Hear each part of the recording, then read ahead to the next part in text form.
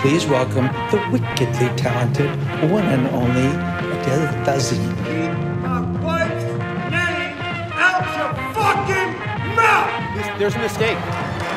Moonlight, Best Picture. Good morning, everyone. Welcome back to another episode of the Waffle Press Retrospectives, the Failed Award Contenders Season 2, Episode 8. Yeah, baby. We're talking Punk on Earth. Have you seen that show yet? My co-host Matt Garrido? No, I don't even know what you're talking about. You haven't seen? Oh, you would love Punk on Earth. It's on Netflix. Just watch it. Is it new? What is this? It's really new. I think it just came out like a month ago at the time of recording. What's it called? It's Kunk on Earth. CUNK on Earth. Yes. The fuck is this? It's sort of like a parody of those travel shows when they're giving you like little tidbits of history. But the host, like, it's a parody of it. So the host is like, you wouldn't believe that I'm standing in the remains of the first city of human civilization. And it's because I'm not, and that's in the Middle East where it's fucking dangerous. That's pretty funny. Although it says here created by Charlie Brooker, who I've had mixed feelings on over the years. This is the best thing he's ever done. Okay. Yeah, I don't like his other stuff either. I mean, no, he's ups and downs. I'm ups and downs with that guy. But lately he hasn't been so great, in my opinion. Is it the Black Mirror thing? Black Mirror, but like also there was like Death to 2020, which sucked. Oh, he's responsible for that? Yeah. Okay, I wouldn't have recommended it had I known he was responsible for that. Yeah. But hey, shit, people can change. Yeah. He's had good stuff in the past. Although stuff that aged were because he's like, the British are like, they suck right now. Yeah, more than usual. More than usual. They were doing good for a little bit. There was like a window where it was like, hey, the British are kind of on the up. And then it's like, nope, we're back to being shit. And so like when you watch anything he's done, like half the cast is full of people who are just absolute shit, Mm-hmm. And it's just like, oh boy. But man, thank God England won't exist soon.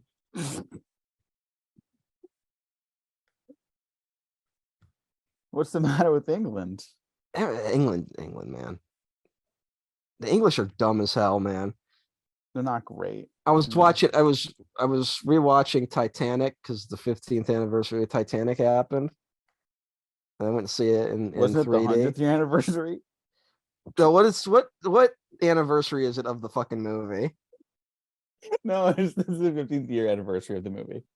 It was one where didn't some advertisement go out that was like completely wrong with like they were like, welcome to the 30th anniversary of Titanic. And it's like that was the movie's from 97. Wait a minute. But yeah, and because I was watching it, I was like reading up on facts about the real Titanic, which you do, and man, like the British are so dumb. They made every wrong decision. It's also just so funny. I texted you this just because I can't not get over how funny I find this, that the Titanic was going at like 30 miles per hour when it hit that iceberg. Mm-hmm. It was barely going anything. And it's so funny when you watch that scene in the movie where it's like, I want people to marvel at the Titanic's speed. And it's like, wow, like that's what you were trying to get people excited over. And it led to the deaths of thousands people. Like, God damn, man. And then the one they don't bring up in the movie, but there's a whole thing where it's like the guys had binoculars the night of the sinking, right? Mm-hmm. Like, and they're like, the reason why is because they didn't have the key for the cabinet that had the binoculars in it. So they had binoculars on the ship. They just couldn't open the cabinet. And that was because they swapped out to the officers before the sailing, and the guy that they dismissed took the key with him. And then because they're the fucking British, they didn't just break open the cabinet. So, goddamn. Could Aaron Sorkin have written the Titanic? Fuck no. Yeah, no. No. You know what's wild? I did not realize this. Titanic, of all the nominations, Cameron's Titanic, it did not get a screenplay nomination. Huh. Like that, to me, that's the one it should get. Honestly. Not the other stuff? Like whatever. I'm not going to be like, I like that movie. I'm not here to be like Titanic, boo, like Yeah. And it's kind of one of those where like you kind of have to give it awards just because of the achievement, Mm-hmm. But like the thing in it that's actually really good is the screenplay. Like it's a perfect screenplay to show off the sinking of the Titanic. Mm-hmm. You know what I'm saying? Yeah. And that's the one it didn't get nominated for. Like that's kind of nuts. Yeah. Or did not just not win. Let me double check. I don't remember. But it it won Best Picture, Best Director, right? Like Yeah. that's what Cameron gets up and says, "I'm king of the world." Yeah, people were like, "Fuck this guy." Yeah, fuck this guy. He'll never make anything nearly. Good luck following this up, idiot. And then Yeah, that didn't work out for him whatsoever. No. Yeah, not nominated for a screenplay at all. Like, it's not just that it didn't win; it wasn't even nominated. But hey, also lost Best Makeup. I guess that's fair. That's a And the fair Actress loss. Awards. The two actresses, Kate Winslet and Gloria Stewart, were both nominated and did not win. But hey, You know who is nominated for a lot of screenplay awards?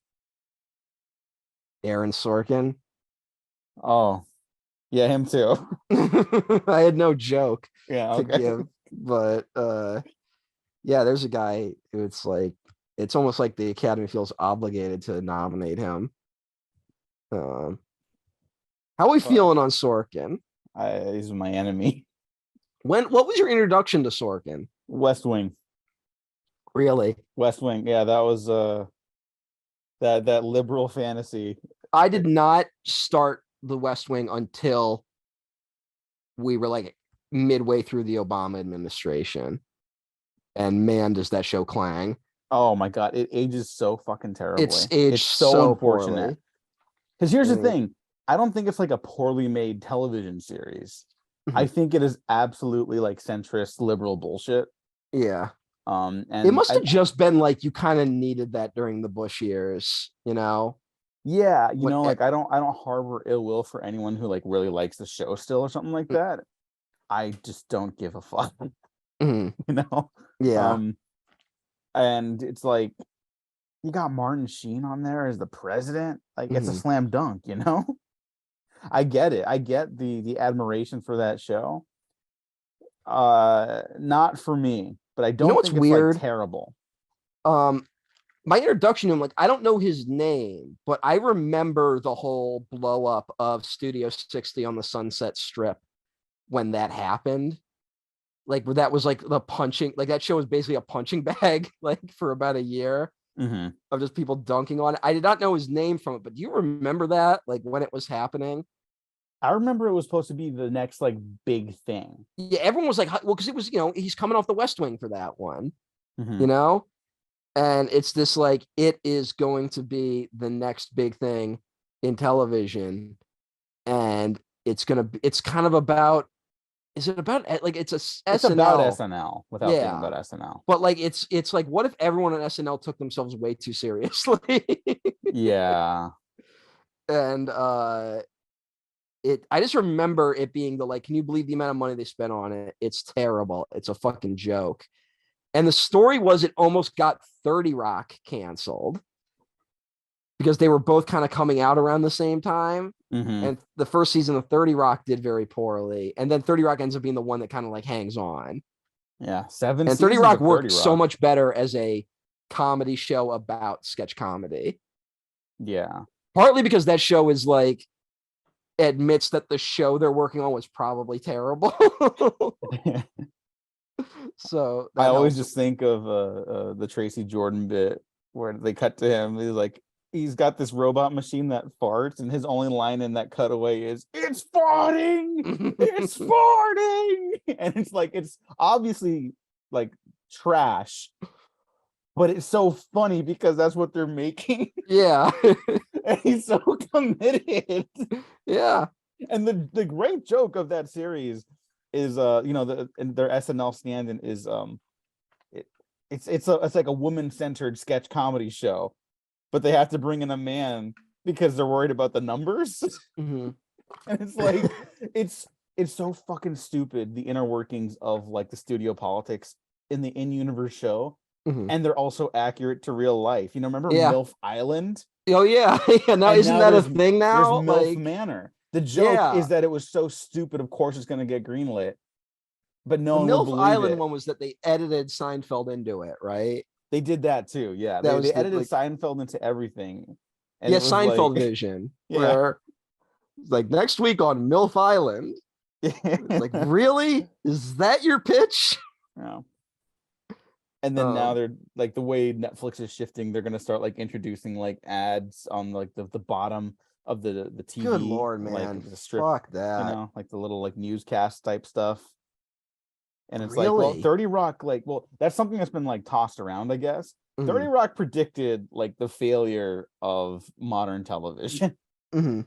Like, Because it was written at a time. That's why Studio 60 failed. Because Studio 60 is this weird show about like the comedy on Studio 60. It can like change the world, right? Like Mhm. it. And when it was premiering, television is like crashing hard at that exact moment, right? Mhm. Like it's the beginning of people don't watch television anymore.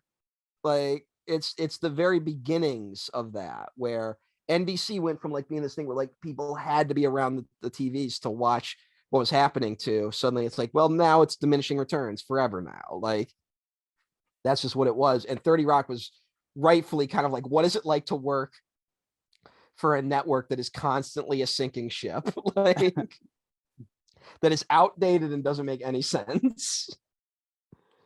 And yeah, well, 30 Rock is going to come up again on this retrospective because it was airing during a particularly tumultuous moment of television history. I can't imagine what you're referring to. It's not like you've mentioned it a bunch of times before. Hey, I don't know if people have put together because, like, unless they know what movie we're talking about, I don't know if anyone can put it together. Actually, yeah, that's true. That's true. It's a fairly obscure movie, but yeah, studio. I just remember the like it just because I used to read Entertainment Weekly when I was younger because I was a really cool kid, and and I just remember it being like the weekly punching bag with Studio 60. Like here's an excerpt from the Sorkin Wikipedia article about Studio 60.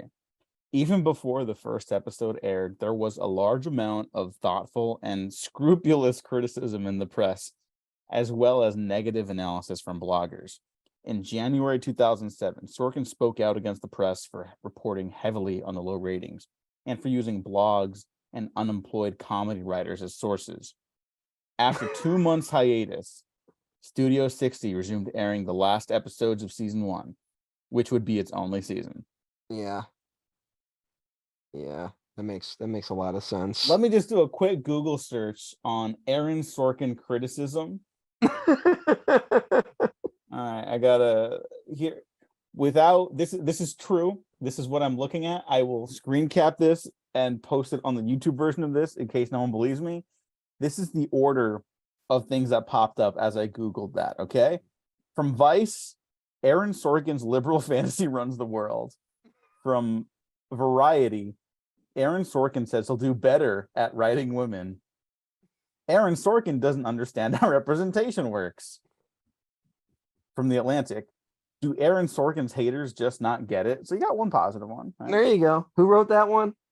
The Atlantic. All right. Good job, Atlantic. Then there's a Reddit series of posts. Okay, let's click on one right now. Sorkin heads. What do you think of Aaron Sorkin? This is in the writing subreddit. All right. This is a discussion about like the Newsroom and West Wing, Social Network, Moneyball. That they've heard that the man is both an elitist and something of a snob with his political views. So they wanted to start a discussion with that. And so the first one's a positive one. Personally, I loved everything about the West Wing. This is from someone named Cogito NM from 8 years ago. This is an 8-year-old thread, okay? All right. I think so 8 years ago. When does Molly's Game come out? No, this is 2015. So this is the year when Steve Jobs comes out. Yeah, it's probably the year. That, that's probably the apex of him, you know? Yeah. And the rest of the comments start getting a little not divisive, but everyone's like, I like him, but Yeah. And then there's one marginally positive one where it's like, he's good. Most screenwriting is awful. So it is easy to stand out once you get in the door. Getting in the door seems to be the hard part. That is correct. He does stand out. No, he does. And there's like a momentum to his dialogue that like is very engaging. I can't deny it, Like his stuff, like even this movie we're about to talk about, I do find it very engaging, but it's one of those things where you get to the end of it and you're like, wait, what were we saying here, people? No, I forget. Have you seen The Newsroom? No, but I saw the first episode of it and I was like, fuck this. Like, yeah. When I was in my I love all Democrats phase of youth. Yeah, I'm just saying 2012, I was definitely not that. Like that was not the time for me. This is sincere. This is no irony. I'm not using this as a dunk at all. Like it definitely is one, but I'm not trying to do that as such. Okay. I do credit Aaron Sorkin and The Newsroom for helping me wake up from kind of that liberal fantasy of like, well, the left, well, like not even left, like the left isn't true left, in this country. Well, you know what? For me was definitely is everyone sharing that clip from The Newsroom where he's like, America used to be great. Yeah. Which sounds a lot like another slogan. I have that in my notes. Yeah. And I'm just saying everyone on Facebook in the year 2012 that shared that video voted Trump.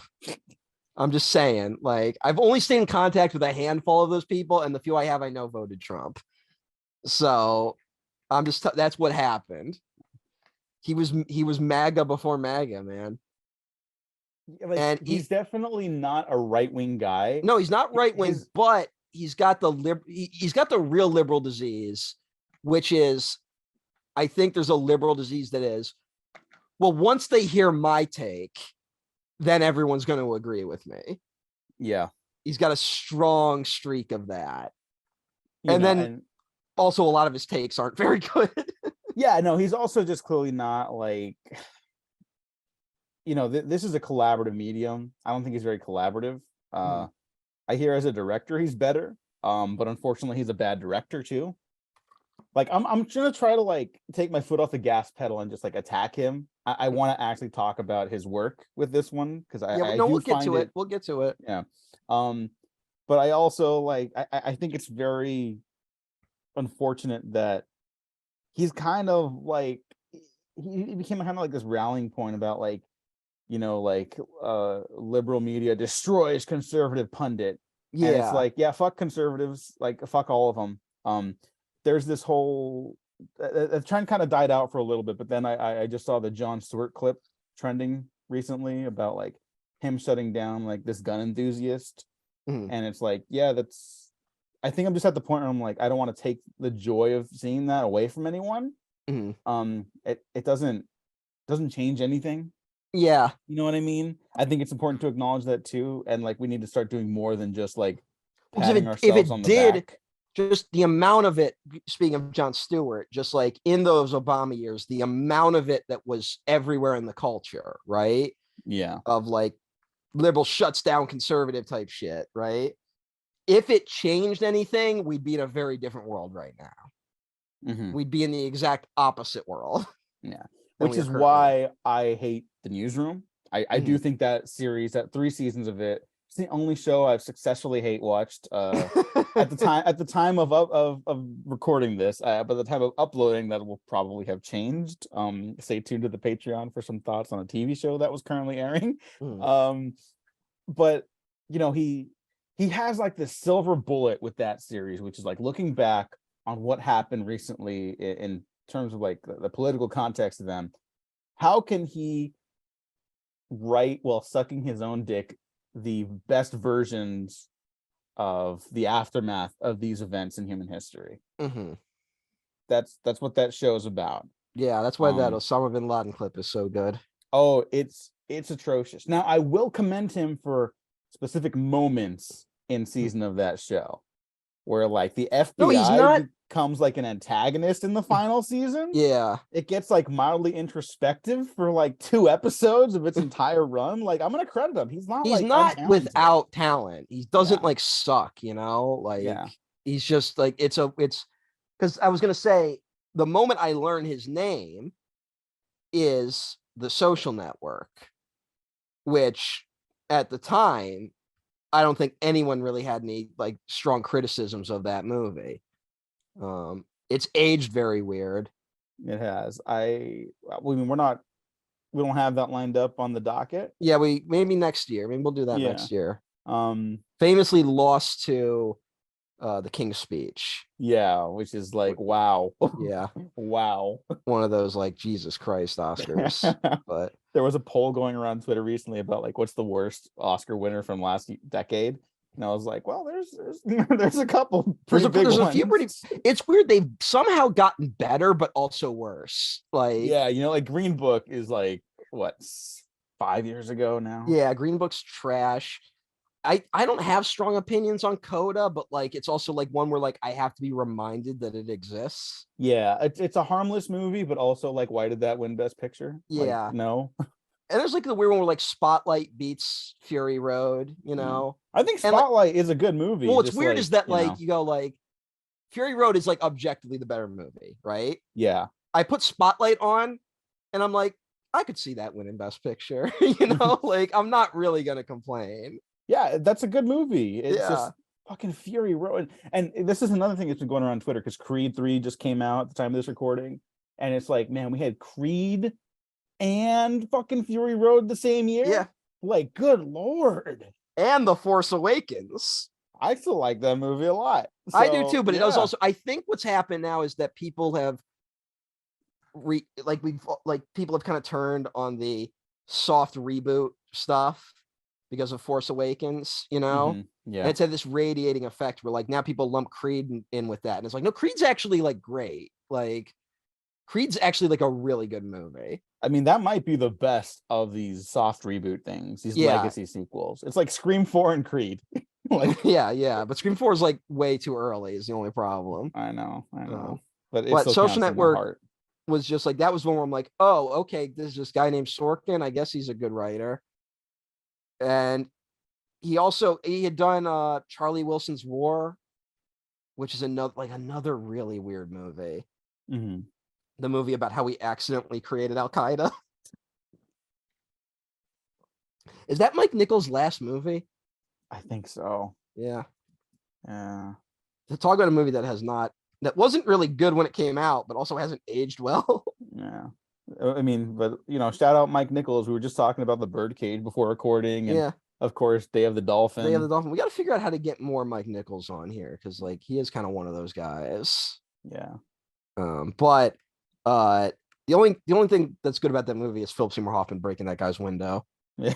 Which is like watch that scene. That scene has everything great and bad about Sorkin dialogue in it, Mhm. where he's like making political points and there's also dudes like yelling at each other. We should also mention, because I have more points about that specific bit, just the criticism aspect of it. But he did like punch ups a lot prior to his before he became the Aaron Sorkin that people know today. Yeah. So he did like work on like The Rock, right? Mhm. Because like this fucking, I mean, that alone is kind of like a fucking testament to his power. Mhm. Like, I think a lot of that. I mean, Tarantino did too, right? Tarantino did he's Crimson Tide. Oh, okay. Yeah. Which you can really feel it, honestly. Yeah, no, once there's a bit with the fucking Silver Surfer reference. Silver and it's Surfer, like, and then the horses that hmm. change color. Yeah, I wonder who wrote those. Yeah. Or Scotty from Star Trek. There's a whole thing with Yeah. that. So, but yeah, and then that's the other thing and then the next year he does Moneyball, which is a movie I adore. I love Moneyball. But he co-wrote that with Steven Zalian. So, but I Moneyball also also love has that like Moneyball. really tortured history to production where like, what's his name was about to do it. Your Soderbergh. guy. What was that? Yeah, Steven Soderbergh. Soderbergh was like about to do it and then like left the production under not great circumstances. Well, I mean, that whole era, that's when he's like, I think I'm gonna fucking retire. Fuck all this. yeah. And then he figures out how to just do it like on his own, and now he's back, baby. But also like to be like, I don't know how he was treated. I don't want to be like, I don't know what happened behind the scenes, but every version of Moneyball, his version of Moneyball that has leaked out since Moneyball's release sounds like the worst movie ever made. No offense to Soderbergh. But like he was gonna have like a little clippy from like Clip Art explain statistics to the audience. Like it just sounds terrible. Oh, that's why he was gonna have Dimitri Martin in the movie because that was his whole thing as a comedian with like charts and shit. It's just But where's Bennett Miller been? Because he did a Foxcatcher and hasn't done anything. I don't know. He should do more. Yeah, he's a good director, but he's someone where like there's huge gaps. Like there's already a 6-year gap between Capote and Moneyball. You know. Yeah. Well, now there's going to be a fucking 10-year gap if we don't get something soon. Yeah, I guess. I mean, hey, right. Todd Field had a 15-year Yeah, Todd Field gap. is another one where like, yeah, I mean, Little Children was 2006, and then he does Tar. Yeah, which I finally saw, by the way. It's fucking best movie horrific. of the fucking year. Like, yeah, goddamn, I'm not going to fight that. Movie's a fucking masterpiece, man. Yeah, that was just amazing. I don't know if it's going to be on Peacock at the same time, but I know it's also available there for people that have that. Yeah. Or buy it. It's one to buy. I mean, yeah, just that's a movie to own. Unbelievable. I remember watching like a commercial for Little Children. It was in front of like a DVD of some friends and I had rented for like a movie night. Is it that trailer with the sound of the train in the background? Yeah, man. That's like one of the most unsettling movie trailers of all time. Yeah, and I was like, I wasn't watching movies like that at that age. So I was like, I had to seek it out. And then I saw it and I was like, I don't know, but that was like really good. Yeah. Who is this guy? And it's like, oh, he's only made one movie before this, and I didn't see that until 10 years later. So like, who the hell is this guy? Oh, he was in Eyes Wide Shut. Yeah. Oh, he was, and then you find out he was like one of Kubrick's proteges, basically. Yeah. Kubrick told him to make movies. That's like, crazy. That's insane. Yeah. Like, imagine you're just walking on the street, you start a conversation with Martin Scorsese, and he's like, you should make pictures. Yeah, the only guy, if I'll just say, if Tarantino ever says to you, you should make movies, don't make movies. He's never endorsed a good one. At least from what I understand. Hey, him and Rodriguez. When he endorses Rodriguez already had a career by the time they teamed up. I guess you're right. Yeah. Like it's guys where Tarantino's like, no, you. And it's like, nope, never worked. But yeah, check out Tar, because Tar probably future failed awards contender. Because it doesn't really seem to have the momentum this year. No, there was a moment where it did. I've started listening to the DGA panel with all the directors, Spielberg. Yeah, it's pretty good. Yeah, I haven't finished it. I'm only like 30 minutes in because it's like a 2.5-hour one. Yeah, and like they give a lot of like long answers. Yeah, which I mean I'm glad for. Oh no, I'm happy, but it is one where like it can't just be background noise, you know? Yeah, yeah, that's what I'm like. All right, if I'm like on my Airwalker or something, I'll have it on like on my PC or something. Yeah. But yeah, I don't know how we got to Tar, but Tar is fantastic, and because it's the best fucking movie of the year. That's why we got to it. What's up with Julian Glover having this like late career resurgence? You know, I just don't know. Julian Glover's been popping up in so much shit like these past few years. Was a mainstay on Game of Thrones. Like, oh my god, that's right. That's wild, man. Fuck. Yeah. And he's so good on Game of Thrones as like a fucking worm.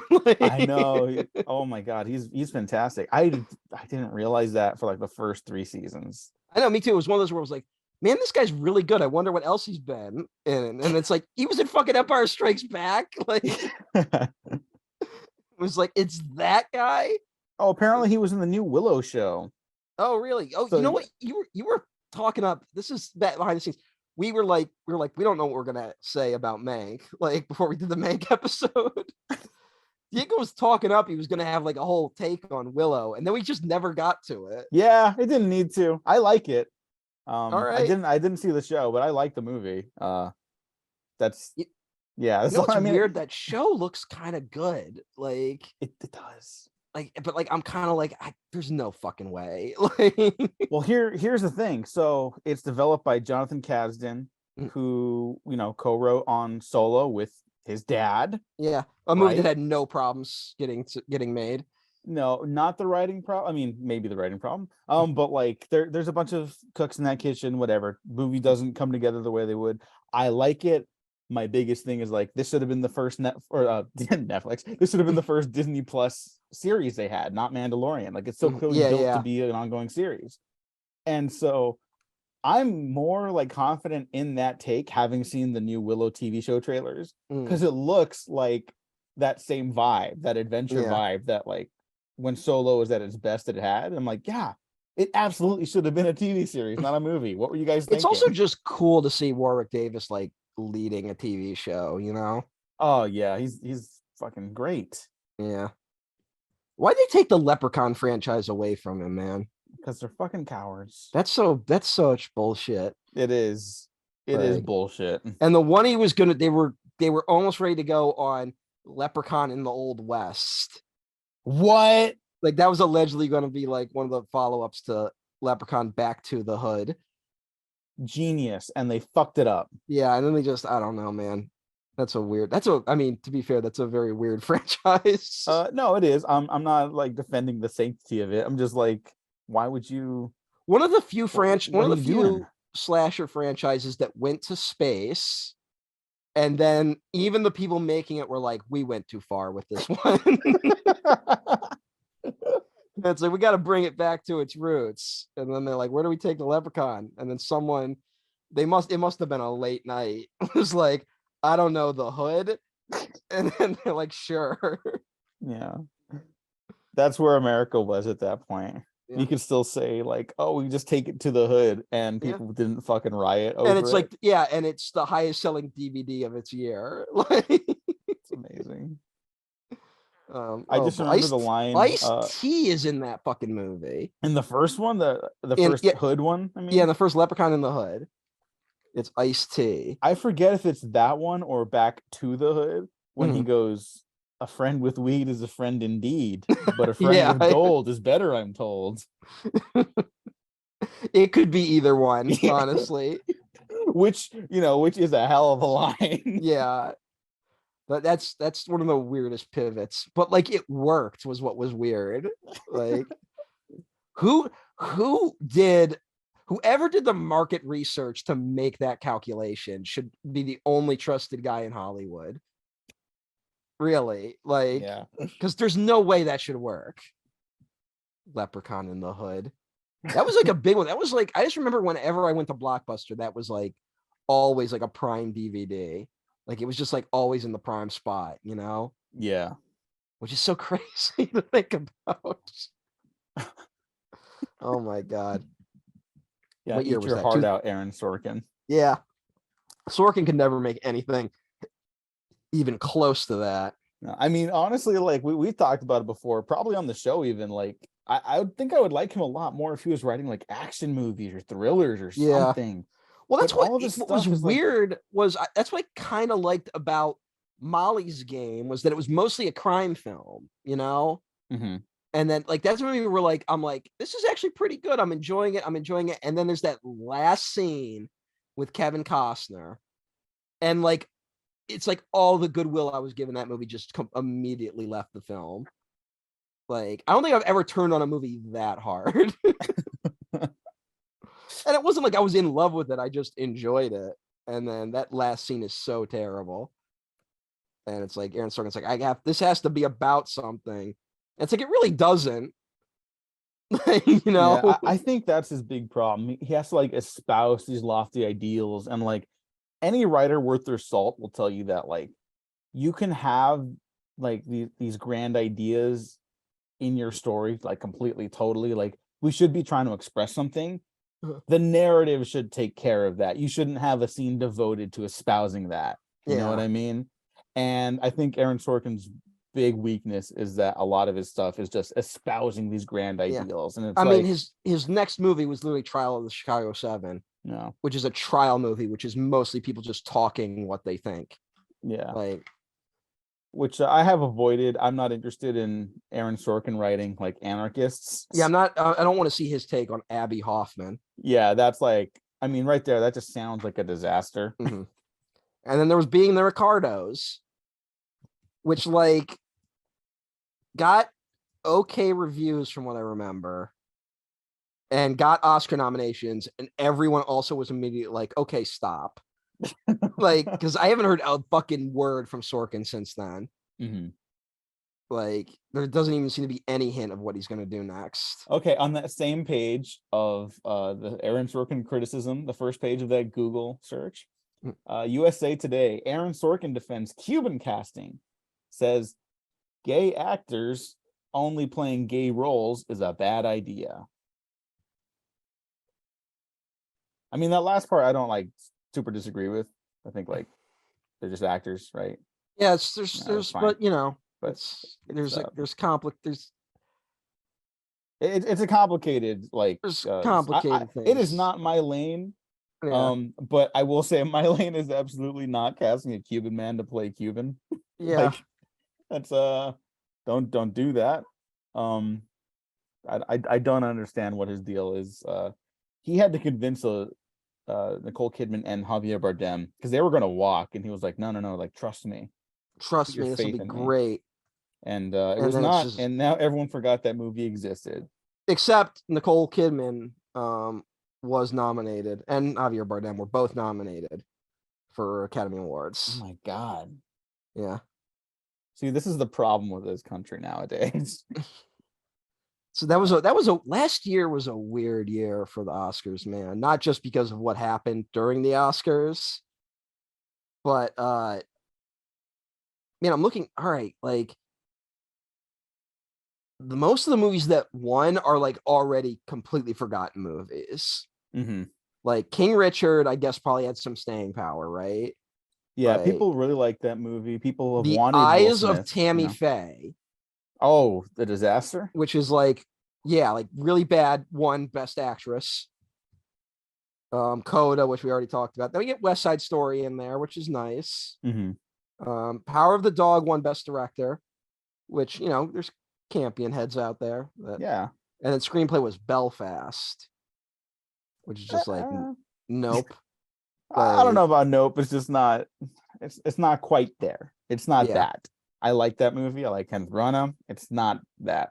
It was Sorry, one of those, Kenny it was B. a Kenneth Branagh movie that should have just quietly been dropped in theaters, and then people have been like, you know, if you're a Branagh fan, it's interesting, and then never remarked upon.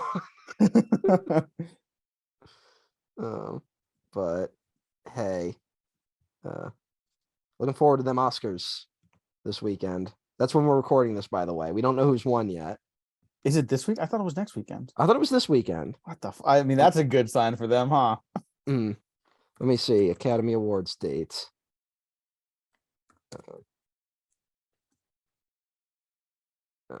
Yeah, March 12th. Oh shit. Okay. Hollywood's Damn. host. Who's hosting? Oh, I don't even know. It's What Jimmy that Kimmel sign? again. Why? Because it's Jimmy Kimmel. I'm not even like a Jimmy Kimmel hater. I'm just like, why? Because he's the Like- only one that's been able to host it and it not be like a train wreck. Which is hilarious in hindsight because it's like he was hosting. He was during hosting when Moonlight the debacle. yeah. And he does tell a good story about that where he's like when that was going down. He was like, oh man, the host better step in and do something. He's like, wait a minute. Which that's kind of funny. But... No, and like, look, whatever Jimmy Kimmel, there's rightful criticism of him and stuff like that. Yeah. There was a moment on that stage where I don't think he's telling a joke. I think he's being very vulnerable where he's like, oh, I'm sorry, guys. Like, we got to wrap up the show. Like, I knew something would get messed up when I was hosting or whatever. And I was like, I don't think he's telling a joke. I think he's like actually being like, oh, I fucked it up. Yeah, well, Jimmy Kimmel cries like every 3 weeks on the Jimmy Kimmel show. Yeah, I think that's his charm, you know? It's what you either like about him or you fucking hate about him. Yeah. Like, that's really what it comes down to. Yeah. So congratulations to Everything Everywhere All at Once for sweeping the Oscars this weekend. Woo! And sorry for all the lives lost in its aftermath. Was it you that tweeted like because that's what the movie is about? Yeah, Like, as the movie, as the message of the movie intended. Because that's where it's why it when did Everything Everywhere All at Once come out? a year ago this month, I think. Yeah, that's why we're all like ready to kill each other over that movie. We've been talking about it for a year. Like that's too long to talk about any movie, even a great movie. That might be too long to talk about anything. Yeah. And this is a podcast about talking too long about movies. Yeah. We haven't even started talking about Steve Jobs yet. Yeah, we haven't gotten there yet, but I'm just saying, like, that's why we're all ready. Like, we're all like, I have found the 7 justifiable reasons to kill someone for disagreeing with me over this movie. Like, we've all gotten there. We all feel like we're on the morally correct side of that movie, no matter what side we're on. We had a year to think about it nonstop. And like I like the Daniels, they seem fine, but like a year of seeing their faces, you're just like, no, like I don't want to see anyone that much. Scorsese like drops out of the public eye for a few months every now and then, Yeah. Then he pops up and he's like, Marvel's not cinema, and he throws another grenade into the room, like And then he leaves and goes to make another masterpiece or whatever. yeah. And then when that like doesn't like make $1 billion, YouTube gets to be like, aha! Like Scorsese says Marvel's not cinema, but look how much money his movie made. And it's like, yeah, I don't think he cares. Yeah. I think you're the only one that cares about that, buddy. Yeah. Would be nice if the Fablemans won, though. I know. That's what I'm pulling for, frankly. Yeah. Well, you know what's gonna piss me off genuinely? Like, I really don't care. I want the Fablemans to at least win screenplay, but if Everything Everywhere All at Once wins screenplay, that'll annoy me. Like, Yeah. Yeah. It's got to flip. Like, I guess it's the thing of like, if Everything Everywhere All at Once wins screenplay and not picture or director, I'm cool. If it wins screenplay and picture and director, I'm going to be pissed off. Because like, goddamn, give it just like one of these has to go to Spielberg. Is like kind of where I'm at mentally, even though like Tar is in all of those fields as well, and Tar is objectively the best one. But I don't know if I can agree with you there, but it's so fucking good. I'm sorry, Tar is like such a fucking masterpiece. I've been watching it over and over again. Like, I have been hankering to rewatch it. It's so not good. my favorite of the year, but I do think last year, and we've talked about this a lot this season on the show, but like last year was fucking so many good movies. So many good movies stacked. Yeah. We're like, I'm looking back at like my top 10, like, well, I got to put Tar in there like retroactively. And then I was like, oh, I didn't even put like Everything Everywhere All at Once in there. I gotta move that around. And then I'm like, but what do I take out now? And exactly. It's all good. Also, I'm looking at the Best Picture nominees, and like the only one that like I wrestle against, like I didn't like Top Gun Maverick, but it's also like I kind of get why it's there. I guess it was a moment. But the only one I'm like kind of like no is All Quiet on the Western Front. Yeah. If that wins Best Picture, then I'll be furious. But because like it's got that movie suddenly got some momentum behind it, kind of in the way Crash did. So like I'm a little nervous. I am too. That'll be the one where it's like you could like literally you can't miss this year. And they're gonna miss. They're gonna miss the one mark. Yeah. Like that would be some wild shit. Yeah, you know why? It's because a lot of people are the fucking stupid ass like fake liberal Hollywood is gonna be like, well, I'm against the war in Ukraine, and this is an anti-war novel. That's 100% what they're pushing. That's 100% what they're pushing. Yeah, and the movie, it's not even quiet at the end. Like it's the whole thing. It's a big battle. It's in the fucking title. I was drinking water, man. I almost choked on my water. No, but it's not even quiet on the Western Front. No, but it's like that's the final image. I know, yeah. It's a really grim ending, and like the movie like doesn't know how to do it. Like, no, it gives him like a heroic finale. It's like it's so like how do you miss the point that much? Like so fucking stupid, so dumb. Oh my god, that's the one where it's like I'm good. Like any of those movies, I'm fine. Like even movies I didn't love, like I'm fine. But All Quiet on the Western Front, if that wins, I'm gonna be furious. Like. So yeah. Weird year. It is a weird year where it's like they kind of can't miss with like the amount of good movies, and they're probably still gonna find a way to miss. Like, what would be the worst choice in every category? I have to pull up the categories. I do want to talk about Steve Jobs a little I know, bit. but I like All Quiet on the Western Front. Best Picture would be bad. Best Director, it's kind of like a really stacked year. I'd be fine with any one of them winning. It feels like if the Daniels win, people are going to be pissed. They are, But- but I'd be like, yeah, cool. They're oddly probably the ones I'd want to see win the least, but I'm also not going to get too angry about it. Mhm. Best You know, actor. I thought Austin Butler had a lock until people really rallied around The Whale for Brendan Yeah. Fraser.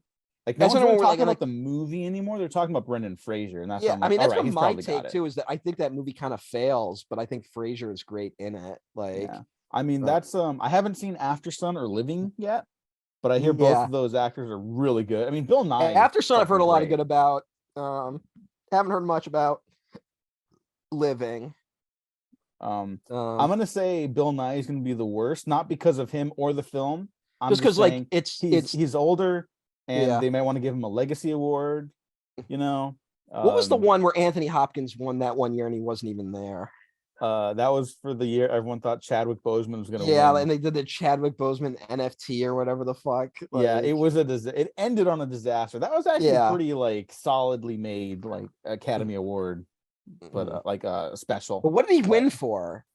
The Father, Oh, okay. which is actually a pretty good movie. And he's yeah, really yeah. good I in was it. trying to like, was that one of those movies where like he won and like 3 years later you wouldn't even know what that movie is? But that movie actually is all right. Yeah.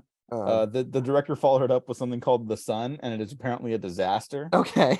So, I mean, you got the last laugh there. I mean, it's not right to expect the son to live up to the father. Boo! That's not even really a joke. That's just a statement. I know, but it's the worst.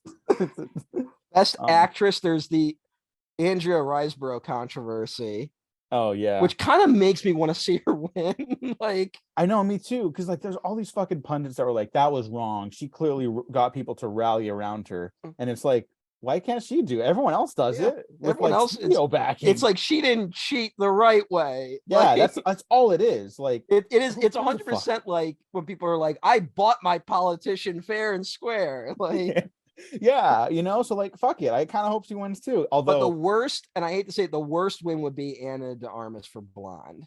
Like that would That- be, she'd be the worst in that category. I think she was a front runner before the movie came out. Yeah, it was one of those where like people were Yeah. kind of like polishing the award for her. Yeah, and then now that I movie do came think out. it's gonna be Michelle Yeoh. Yeah, it'll probably be. I mean, and you not know a what? bad career Oscar for her. You know, I do like- think she's fantastic. No, in no, that movie too. there's yeah, she is great in it. I actually think like most of the people in Everything Everywhere Once are great. Like yeah. it is one. If I'm gonna give that movie anything, it's the performances. Mhm. Best supporting actor, another pretty stacked one. People are kind of upset about Judd Hirsch being nominated for The Fabelmans, but Nah, I kind of liked like him in it. You know, yeah, Brian Tyree Henry is nice to see too. yeah. I did Um, see Causeway. Mhm. It's all right. It's good. All right, yeah. Yeah. So me like unfortunately, like by default, he might be the worst just because no one's really seen that movie. Yeah, yeah, and he's gonna get another chance. And there's There's no way such he doesn't. energy around a lot of the other nominees that it would be bad. Yeah, You I know? think Key's got it also. Yeah. A legacy. It would award for the honestly, legacy like- he should have had. You know. It's weird like Hollywood like patting itself on the back for giving him awards. But then like, you know, hey, what you were the ones that ignored him. Like, Yeah, yeah. and it's I kind think of fucked up in that way, but it's nice to see him kind of getting to do this victory lap. Like, yeah. and he is genuinely like, I think he's the reason that movie works. You know, I think if so that- too. if that performance didn't work, the movie wouldn't work. Yeah, Best he's the supporting, literal heart of the movie. yeah. Best supporting actress. I mean, it's weird. I love Angela Bassett, but she might be the worst choice of those. Jamie Lee Curtis and Everything Everywhere All at Once. Oh. She is good in that movie. It is Mm. strange that she's gotten so much Best Actress play. Yeah. So that she's my bottom rung. Hey, I of got that some- one. I got some bad news. My recording on Audacity just dropped, and I just lost everything. That's okay. I'm recording on the backup. All right, so you're gonna have to use the backup then. Okay. So, sorry about that. That's okay. That's all right. But hey, yeah, what were you saying? Sorry.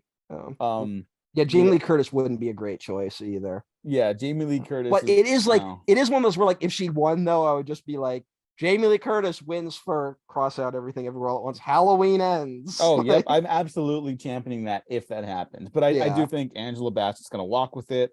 My real choice is Stephanie Sue or Carrie Condon.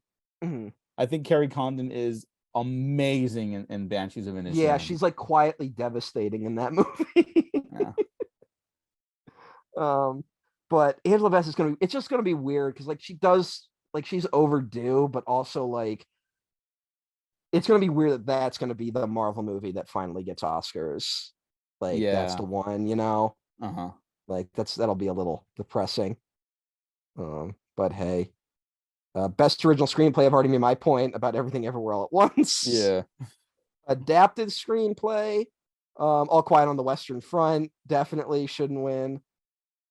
I mean, that would be the worst choice. It's weird Top Gun Maverick has got a screenplay nomination.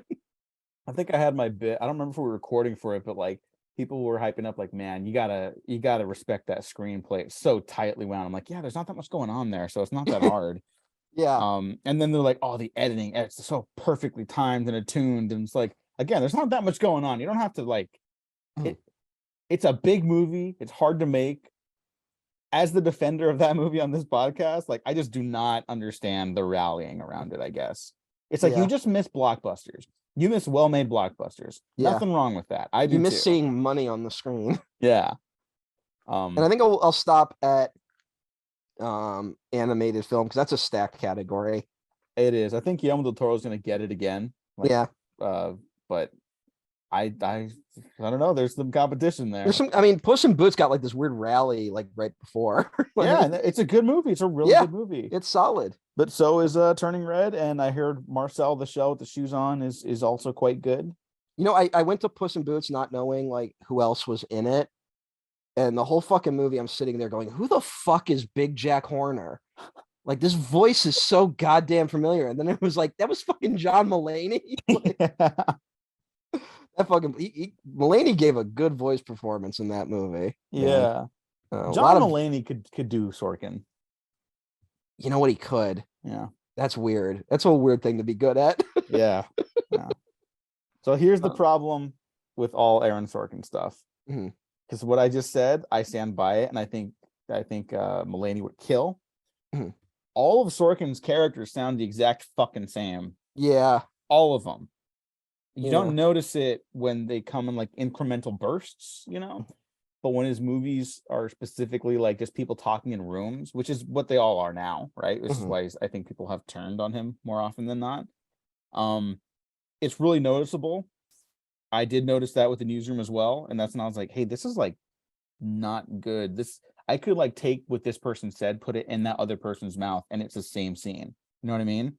And that's like not great. That's not a good sign. And Steve Jobs, I won't say I could replace what people say with each other's lines of dialogue, but like the movie is broken up into 3 perfect acts. That's what I'll say, right? There you go. I have to stop you. Okay. Because there's some breaking news. Oh no. Right now. Oh no. That is certain to rock the industry to its very core. Is it about Aaron Sorkin? No, it has nothing to do with anything we're talking about today. Okay. The canceled Scooby-Doo DC crossover film, Scooby-Doo and Crypto 2, has leaked in its entirety. All right. The first of the Warner Brothers Discovery movies that was scrapped for tax purposes to leak. You know what? That is actually pretty, like, that leaves me optimistic. Yeah, that more leaks will happen? Yeah.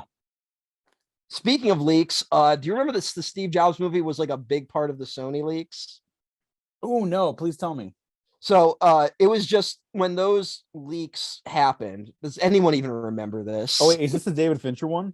It's partly David Fincher, but it was like a mix of David Fincher, Scott Rudin, who's a producer on this, Amy Pascal, who was the head of Sony at the time, kind of going around and around about the Steve Jobs thing. And I believe Sony doesn't even end up putting it out, right? Like, it's Universal released this.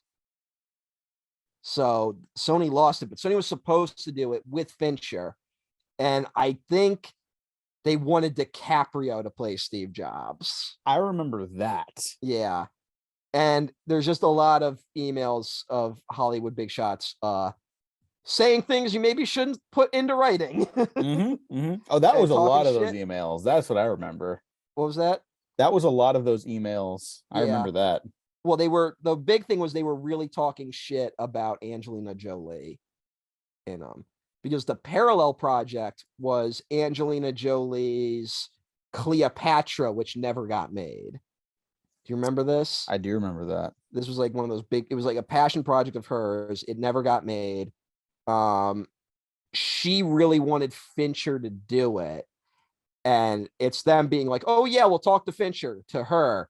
And then to each other being like, we're not fucking letting Fincher anywhere near this thing. Like, they're like, she's a middling talent. Like, fuck her. They say some really awful stuff about Angelina Jolie. Jesus Christ. But Angelina Jolie also, it kind of sounds like she's shooting for the moon, which maybe that's what you're supposed to do. Where she's like, well, if we can't get Fincher, maybe we can get Martin Scorsese to direct it. And I'm like, I would like Scorsese to direct my movie too. But that doesn't mean he's going to jump to direct the Cleopatra movie. Yeah. And like, this is not me being disrespectful to her, or at least not trying to be. Like, actors sometimes are not always, it feels like maybe they're not based in the same reality. Sometimes, I mean, it's complicated. And, but I also, should I she think you have to shoot for the moon like that. I think you're right. Should she have been playing Cleopatra? No, really not. When is Gods of Egypt? I feel like that's like the moment where people are like, oh yeah, you can't do this anymore. 2016. Yeah. I mean, Exodus, Gods and Kings, I think, was the first time it was like, Exodus. I always forget then, Exodus. Yeah, and then Gods of Egypt, came out. And then, that was like 2014. So yeah, so they had 2 years they were sitting on the Gods of Egypt movie. And Alex Proyas was like, there's nothing wrong with this. Yeah, there's nothing wrong. We can do it. Yeah. And isn't there now there's a Cleopatra movie coming out with Wonder Woman in it, right? I don't know if that's gonna happen. It probably won't, because I mean, they announced the Angelina Jolie one and then just didn't happen, right? Like, yeah. So I doubt that's gonna happen. Man, talk about a fucking fall from grace, the fucking Patty Jenkins thing. That's kind of depressing. It is, man. Like that's she's only made 3 movies, and 2 of them are Wonder Woman movies that, through no fault of her own, maybe some faults, are not going to age great. Yeah, but like she's clearly like talented. And part other of like people have made worse movies and continued. Yeah. But there was that weird, remember, like, got a Best Picture nomination, and or like did it get a Best? I remember they were talking about it. Wonder Woman. No, people really wanted it to get a Best Picture nomination. It didn't get it. Yeah. But people really wanted, and everyone like really reacted negatively to it. Mm-hmm. And like, she was in serious talk. I was like, she was on all those director panels before the nominations came out. Remember? Patty Jenkins. And I think people were kind of like, we're overcorrecting with Wonder Woman. And then that second one wasn't very good. And then people are just like, well, we're done. And I mean, yeah, that was so weird. That it's so weird to think about like how big that Wonder Woman movie was when it came out. And now I don't know how it would play today. I don't know either. And it's like, I think unfortunately, like they kind of, I remember liking it, whiffed, but also it loses me in like the last 20 minutes. As a defender of that ending, at least like thematically and conceptually, like I don't really have an interest to go back and watch it now. Yeah. But I don't know. God, that's strange. Yeah, it's real unfortunate. Mm-hmm. But she's supposed to be the one doing the Cleopatra movie, or at least she was talked about. And that's probably not going to happen. And then she was supposed to do Rogue Squadron, which also didn't happen. Which not like, but no one wanted that. That was such a weird thing.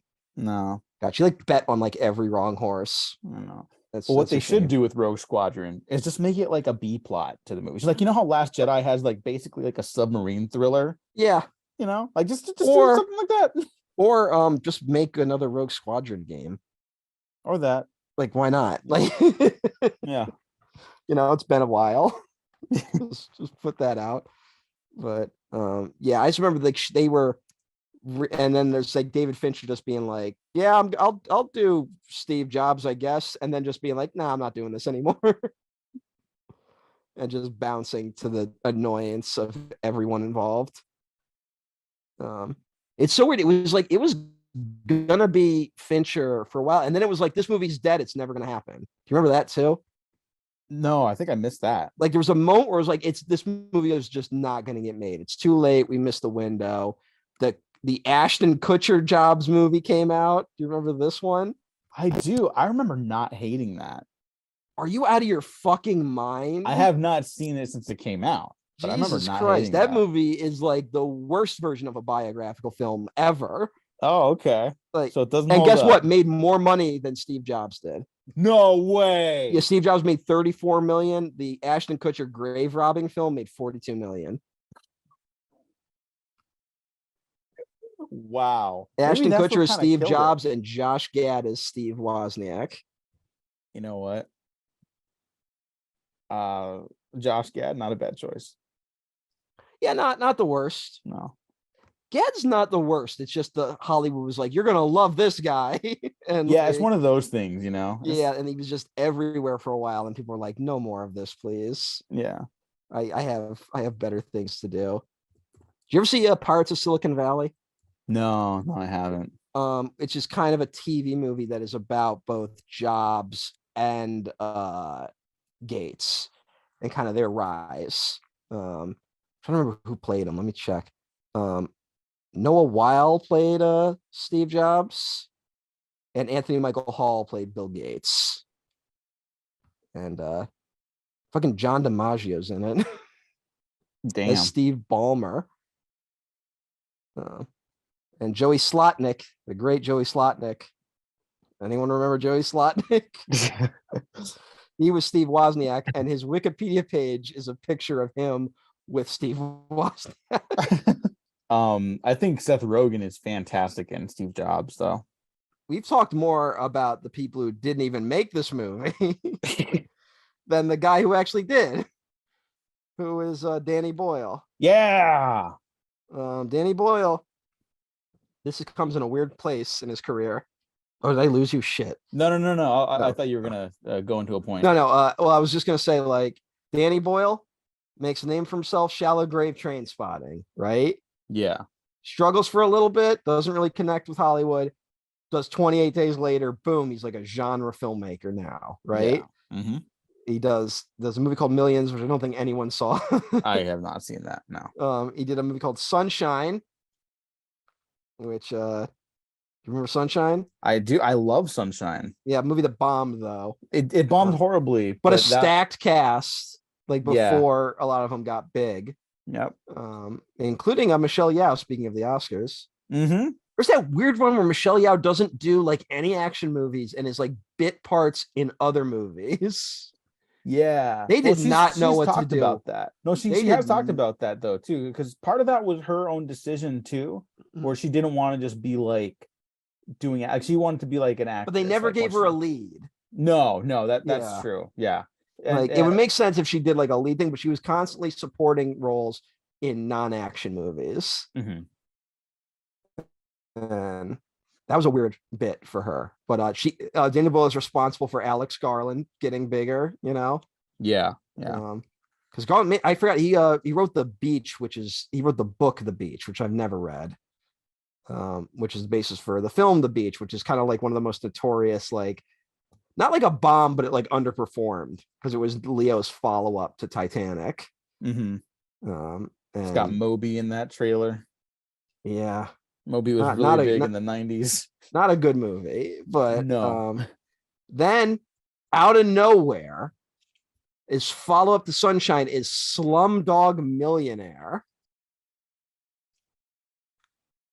which speaking of Oscars, won Best Picture that year. Yeah. First movie I believe shot on all digital. I brought this up to win Best Picture, Mhm. Which is kind of a big deal when it happened. That movie was kind of huge when it came out. I remember it, you know? It was gigantic. Yeah, It $15 million was a budget moment. made 378 million. Mm-hmm. Like that was big. It was also one of those where like it was one of those ones where people were like, at the time, the buzz on it was like, this is a good movie. Is it cultural appropriation? Like it was like a little whisper. Yeah. And now I think people are like, how the fuck did that get made? Yeah. I have not revisited. I do not know if it has anything of substance in it, really. Yeah, I haven't revisited it. I did like it a lot at that time period. Like I thought it was completely a concede solid to that. movie. I like just from the stills, I do think it's like a beautiful looking movie. Yeah. The conversation around it is not mine to have. I'm gonna Yeah. leave that to the experts. And because I let's haven't, check in seeked with out, what the people on Letterboxd are saying. Which everyone I follow is not Indians. Yeah, and there's no real, no one's got, everyone's kind of, the highest I'm seeing is like 3 stars from people I follow, which might be, it's like, yeah, but it was huge when it came out. Like, it was wild. And it was like this weird thing of be like, is this, I think that's the reason why something like Life of Pi gets made shortly after, you know? Yeah. Like people are like, is this where movies are going? So he goes from being the Train Spotting guy to being the 28 Days Later guy to being the Slumdog Millionaire guy. And then he's in this weird, he makes Oscar bait movies, kind of, you know? He does 127 Hours, which was a movie that was like, the buzz on that was that people were fainting while watching it. Yeah, I remember that because like that was like how they advertised that movie. Which is a movie about a guy who got himself stuck. That's what that movie's about. Yes, it's oversimplification. A true story about a guy who got stuck and then cut his arm off. Which is, I mean, what's that movie about that guy who climbs? Free Solo. Remember Free Solo? I do remember Free Solo. Documentary about that lunatic. Is that guy alive? Did he die? I have no idea. It feels like we're just, it's like Grizzly Man where we're just waiting. Like, you know, no offense to that guy. That's the where like they scanned his brain and they're like, you know, that part, like everyone's supposed to have a survival instinct in their brain. You don't have it. Which is kind of like, okay, that explains some things. But yeah, that was probably the last moment we liked James Franco. Was that the year he was nominated for Best Actor and then also hosted the Academy Awards? I don't think it wasn't shit. Maybe actually, because I know whatever year it was, right. He was also and that's the year he like basically threw Anne Hathaway under the bus, like in the middle of it. Yeah, like he just gave up, and people like really were against her. And then I think when he came out as a creep later, people like reevaluated it a little bit. Yeah, like, wait a minute. I think people were like against Anne Hathaway because she kind of has like theater kid energy, but she's like, who gives a fuck, you know? Yeah, like Anne Hathaway had the talented. weird. She has that like theater kid energy. She had the weird like, oh, she was the Princess Diaries and Ella Enchanted, and now she wants people to take her seriously, you know, which is like such bullshit to get put against her. I know. And then you see anything she's done in between, and it's just like, wow, she's fucking remarkable. She's a good actress, but it was also that thing of like she was Catwoman, and people were kind of iffy about that, you know. People were like, I don't know. And then she wins the Oscar for Les Mis, and that's one of those things where I didn't realize how much of the general public didn't realize that character basically dies 10 minutes in. Like, I thought we were all on the same page about that, but I guess not. I mean, I didn't know it, but you really didn't? No. How do people not know this?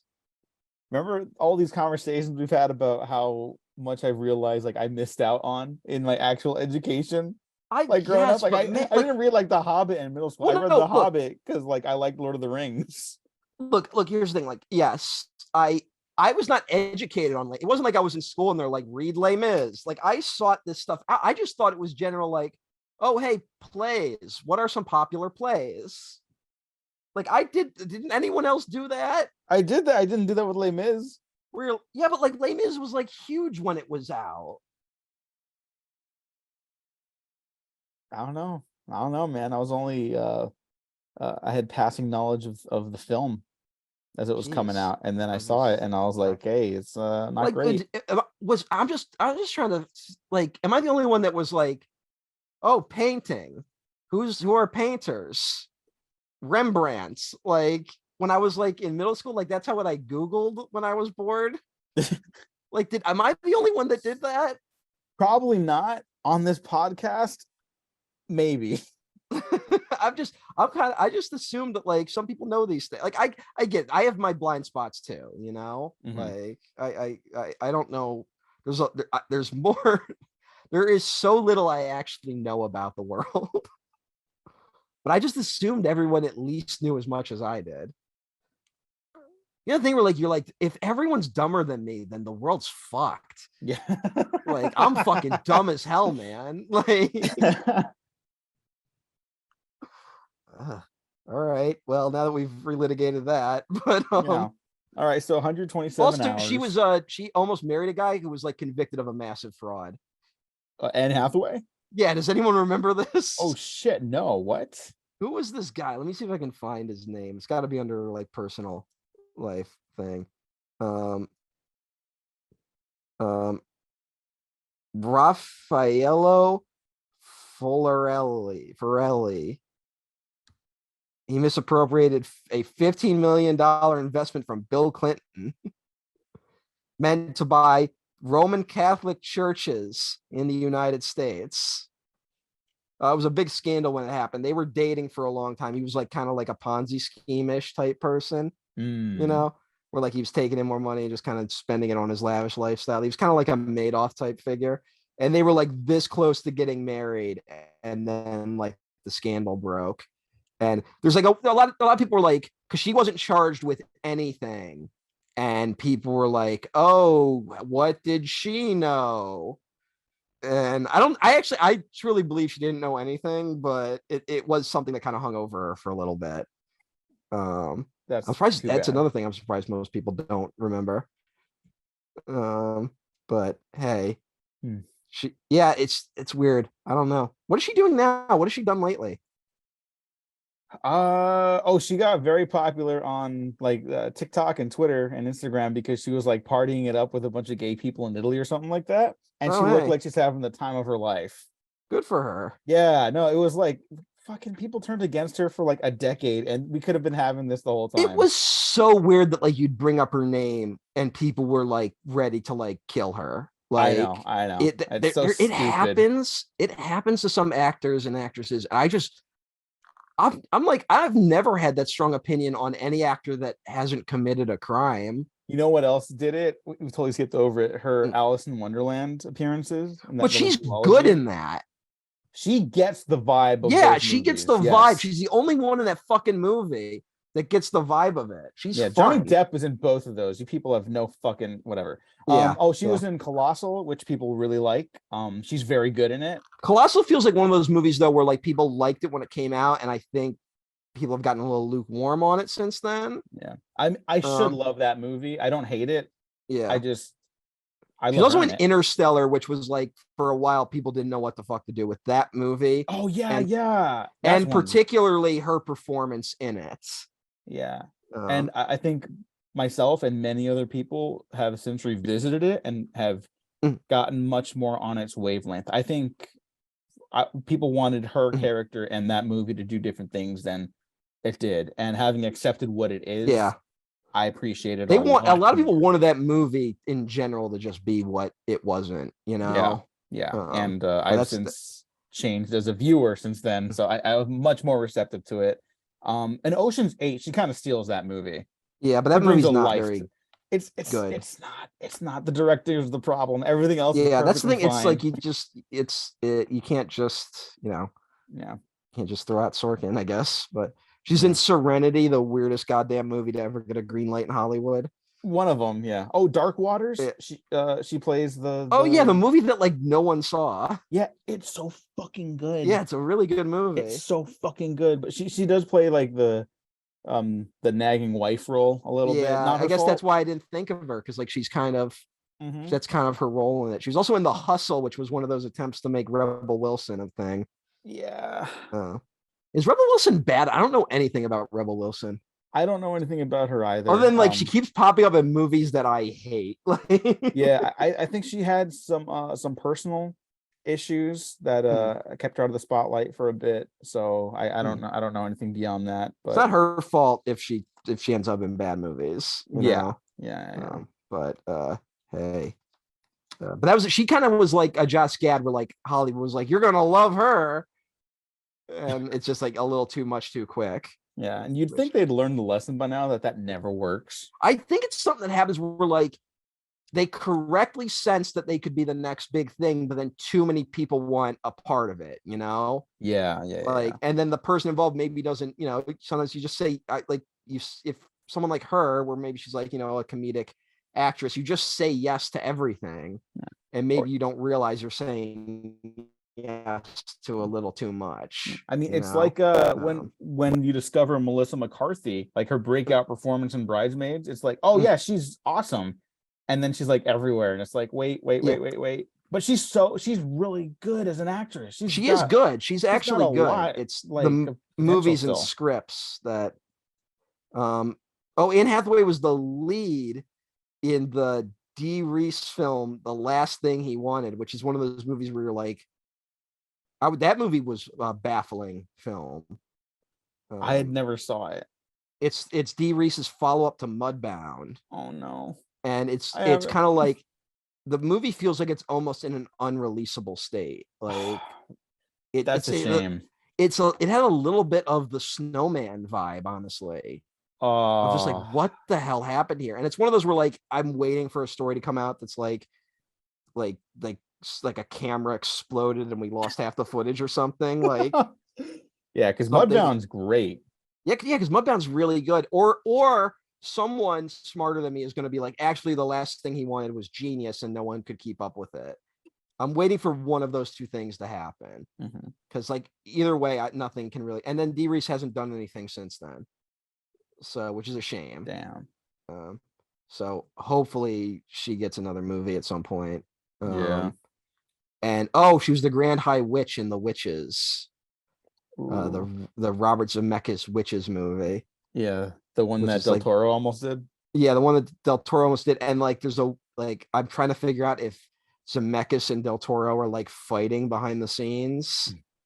Because there's that situation, and then they both release a Pinocchio movie the same year. Like there's something going on there. It's a coincidence right now. Yeah, right now it's a coincidence. If it's the third time, you might be right.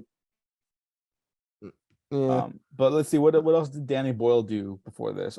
Well, he did what's that fucking movie? There's one kind of oddball one that I can't remember the name of. Trance. Yes, I like Trance a lot. I saw Trance, and I remember being like, that was pretty good.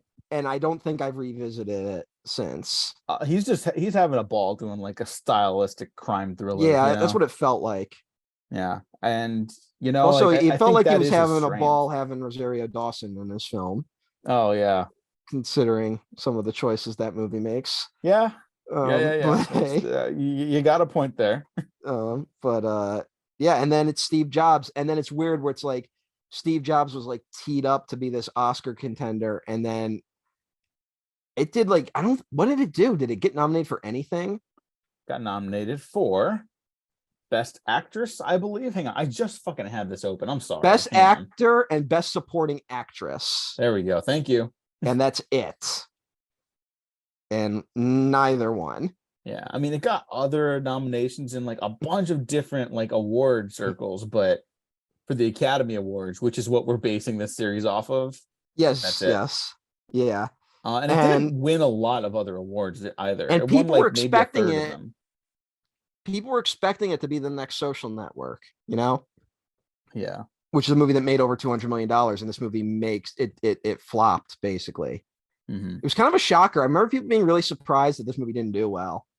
Yeah, I mean, And how honestly, long I is this forgot. after Jobs actually died? Let me see. Jobs dies in It's 2011, so it's 4 years later. And maybe that was just like slightly too long, but yeah, maybe. people were crying when he died. I don't remember that. I You remember there was a remember? big like public People were shakeup. like, People were like, "Oh no, like what we've lost like one of the people were great outside of icons." Apple stores crying after Steve Jobs died. That's really depressing, And honestly. I just want to point this out that like when Kim Jong Il died not too long ago, there were all these videos of like, look at the people crying at his statue in North Korea. Look how brainwashed these North Koreans are. And then all I can think about is people crying outside Apple stores when Jobs died. Like what? Like at least that was their leader. Yeah. You know? Well, I mean, this is the story of like America, right? Yeah. It's like the worst part of America is just like idolizing these figures that just like steal from people. Yeah. Like, sorry, but that's kind of Well, that's it. where, all right. That's where we got to get into the meat of this, which is like, how did we feel about Steve Jobs when he died? How did we feel about him when this movie came out? And then how do we feel about him now? Because there's a lot of shifting landscapes in terms of that. Well, I think for me, it's tied, funnily enough, to my relationship to Aaron Sorkin as a writer. Mm. Because, like I mentioned, the newsroom, that's the part of my life where I'm starting to like reevaluate some things. Where I'm like, is this not enough? You know, Mm. is talking about this stuff not enough at this point? Like, are the people in power not doing enough? Is it enough to comment just on what's happened already? Like, I'm not really getting a lot out of this, whatever. And then at the point, I'm not like a Steve Jobs fan. I'm definitely not someone crying. I don't think I knew enough to dislike him, though. You know what I mean? Like, I just wasn't seeking that. I wasn't aware enough. I should have been more aware, obviously. But I was like, oh yeah, like a cultural icon, whatever.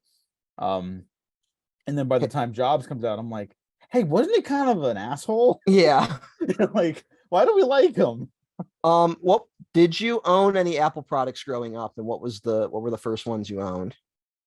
The very first Apple product I owned was the desktop, the iMac. Okay. Yeah. I got it in 2004, 2003. And Was that like a was family? Was that like a computer for the family, or was that like your computer? it was my computer. It was a gift. I didn't get a Yeah. lot of expensive gifts like that growing up, just Yeah. money wise, but you know, I'm happy to say like my mom in particular, and even my dad to an extent, like we're very supportive of like my creative endeavors Yeah. from a younger age. And so they were like, it was kind of like an investment into my future. They had said like, you Mhm. know, like it's like you could have your games on it and whatever, and like you couldn't really play a lot of games on Yeah. that Yeah. spec. Yeah. So that they didn't know that they were genuine, right? Like they weren't trying to like throw me a curveball. But they were like, it's easier to use than PCs, because I, you know, to date I still don't really understand PC. Mhm. Like I just don't know all this shit. But it was much easier to use, and it was like I would like scribble down like ideas or like stories that I had in my mind, and like it was a big like boom to me. Like I would play chess on that Mac Yeah. for I couldn't tell you how long. Also, I still own that computer because I almost fucking beat the computer and then installed out, and I can't finish that game. I swear to God, I am one move away from a checkmate, and it's not letting me fucking finish. Wow. Yeah, Well then, what a fucker that computer, man. I know. It's been over 15 years. You know what? Does It's that like, sum up Steve Jobs better than anything else? yes. Fucking change the rules. Maybe that's also what like helped me click. Like, hey, the system's rigged. Yeah. You This finally fucking beat chess the game not system letting and me they're like, win. nope. Yeah. I have an oddly similar story to you where I also got a Mac at around the similar age in a family's attempt to flourish some of my creative endeavors. And it's one of my bigger regrets that I got it. I got it a little too young, you know? Mhm. Like my family was trying to help, but like I didn't know what to do with it.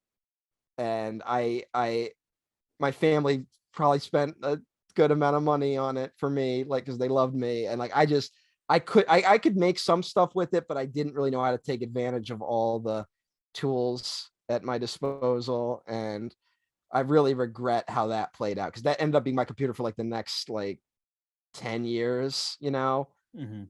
And the next one had to be one I bought, and then I ended up buying a PC by then, because then by then I was on like Team PC, you Oh know. yeah, yeah. Um, but yeah, I had a similar thing like that. They also had did your school have Macs? Like, were they the primary computer at your school?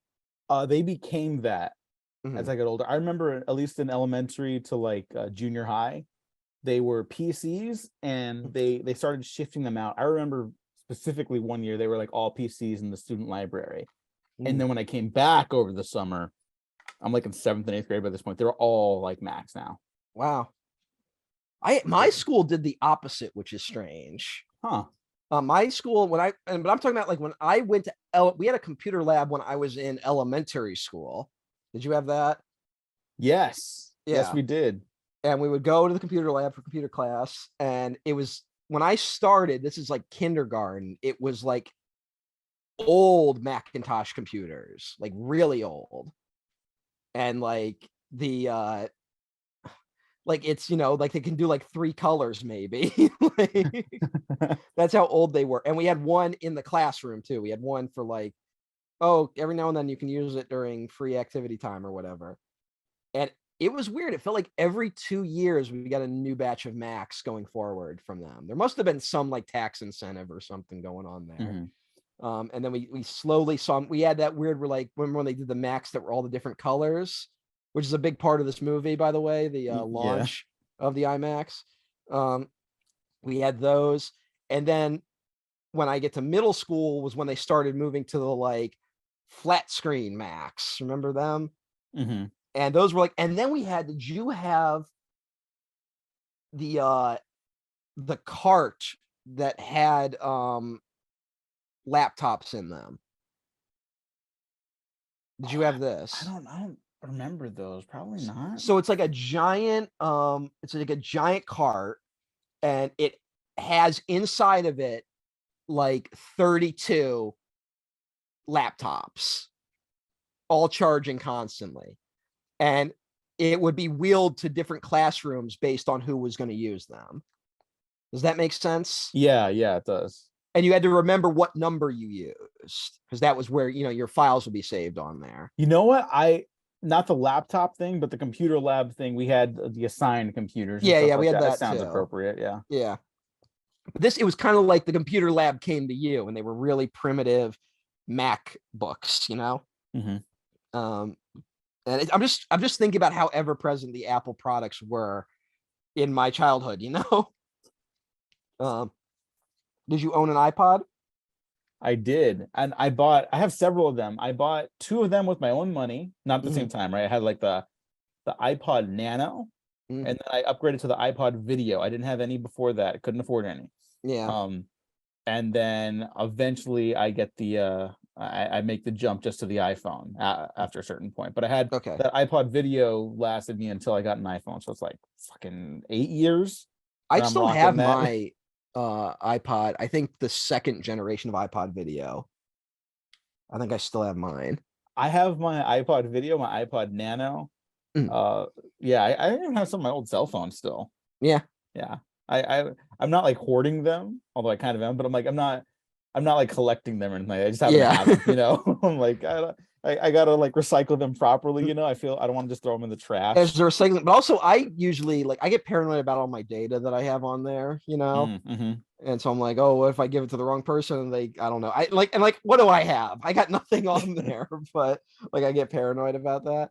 And then also I try to use all my electronics until they just die on me. So then they just become like little like door stoppers, basically. Yeah, So, yeah, you know, like my iPhone, I guess, is already like quote unquote out of date that I have right now. yeah. I got it in 2019. It's not It's just fine, you know, like it still works. The battery dies a little faster. That's it. Now, the other thing I remember when the iPhone was announced. Do you remember when the iPhone was announced? Was it 2006, It's 2007? it's like 2006 when they first announced it. And it was like a news story. And then the next day I go to school and my tech teacher, we had a tech class, was like, this is going to change everything. Like he just told the class this. Mm-hmm. Like this is gonna be huge, the iPhone. And it was. I mean, Yeah. we're the smartphone revolution, man. Yeah. But now the weird, we have all the world's information in our pocket at all times. Yeah. And And we're also no, everything's touchscreen. yeah, all that. I mean, yeah, because that was a big, like, that was in that era. Remember, like, Blackberries were huge and they had like the built-in little mechanical keyboards. Yeah. I had that friend who had like a phone. It was like a flip phone, but not like flipped up, it like sideways, and you would like pop a keyboard out of it so you could send text messages. Yep. Everyone thought they were super cool. And I just Yeah. had my little, the one that slid open from the top, you know, it's not even like a huge thing. It's like, here are the 12 buttons that you can use to type in the numbers. Hmm. And that's it. All right, you want to window into how psychotic I am? Do you still use your BlackBerry? No, I do not. Although I probably know some would people like. do, and it's like kind of impressive that it's I still on. honestly, part of me wants to pivot back to it. You know, Yeah. I mean, I do like the keyboards. I'm not like anti-keyboard. I need to come up with something because, like, what I really want to do is I want to be able to tap out from the world more than I do. But like, I need my phone for certain things I just do on a daily basis. So it's always in my hand. So like, I'm always tempted to like go to the apps and stuff like that. Yeah. And I regret it, you know, but so like part of me is like, maybe I should go back to like a BlackBerry because it's just a keyboard and like text messaging, right? Like, Yeah. it's much simpler stuff. But I did not, of my generation, like, and my family basically comes to me in like 8th grade and is like, do you want a cell phone? We'll get you whatever you want. And I'm like, no. And my logic wasn't even like anti-cell phone. I was just like, right now the iPhone it was out, but I'm like, I know smartphones will get better in a few years. So I want to wait until I get to like the 2nd or 3rd generation of these things. So it'll be a little better. And I made it to like the middle of high school without a cell phone. And I was kind of known for that because my friends could never get in contact with me. I was constantly having to go to the school office if I wanted to use the phone to call someone. It was and I don't know why I'm not getting it. And then I didn't even get an iPhone. I got like a Droid, and I've been a Droid guy ever since. So and that's why you don't have the blue bubbles. yeah. And that's why I get like when you like a text of mine, people are like, it just sends my text back to me with like, liked by this person. Yeah. And I'm like, what the fuck? Takes me a minute every time. Yeah, I kind of became like anti-Apple at a certain point. Like I became a real big PC guy, you know. And I still am. And yeah, and then everything kind of became iPods after that. And now that we live in this like hellish world that like everyone's trying to be Apple, Yeah. It paints how you watch this movie a little bit, you know.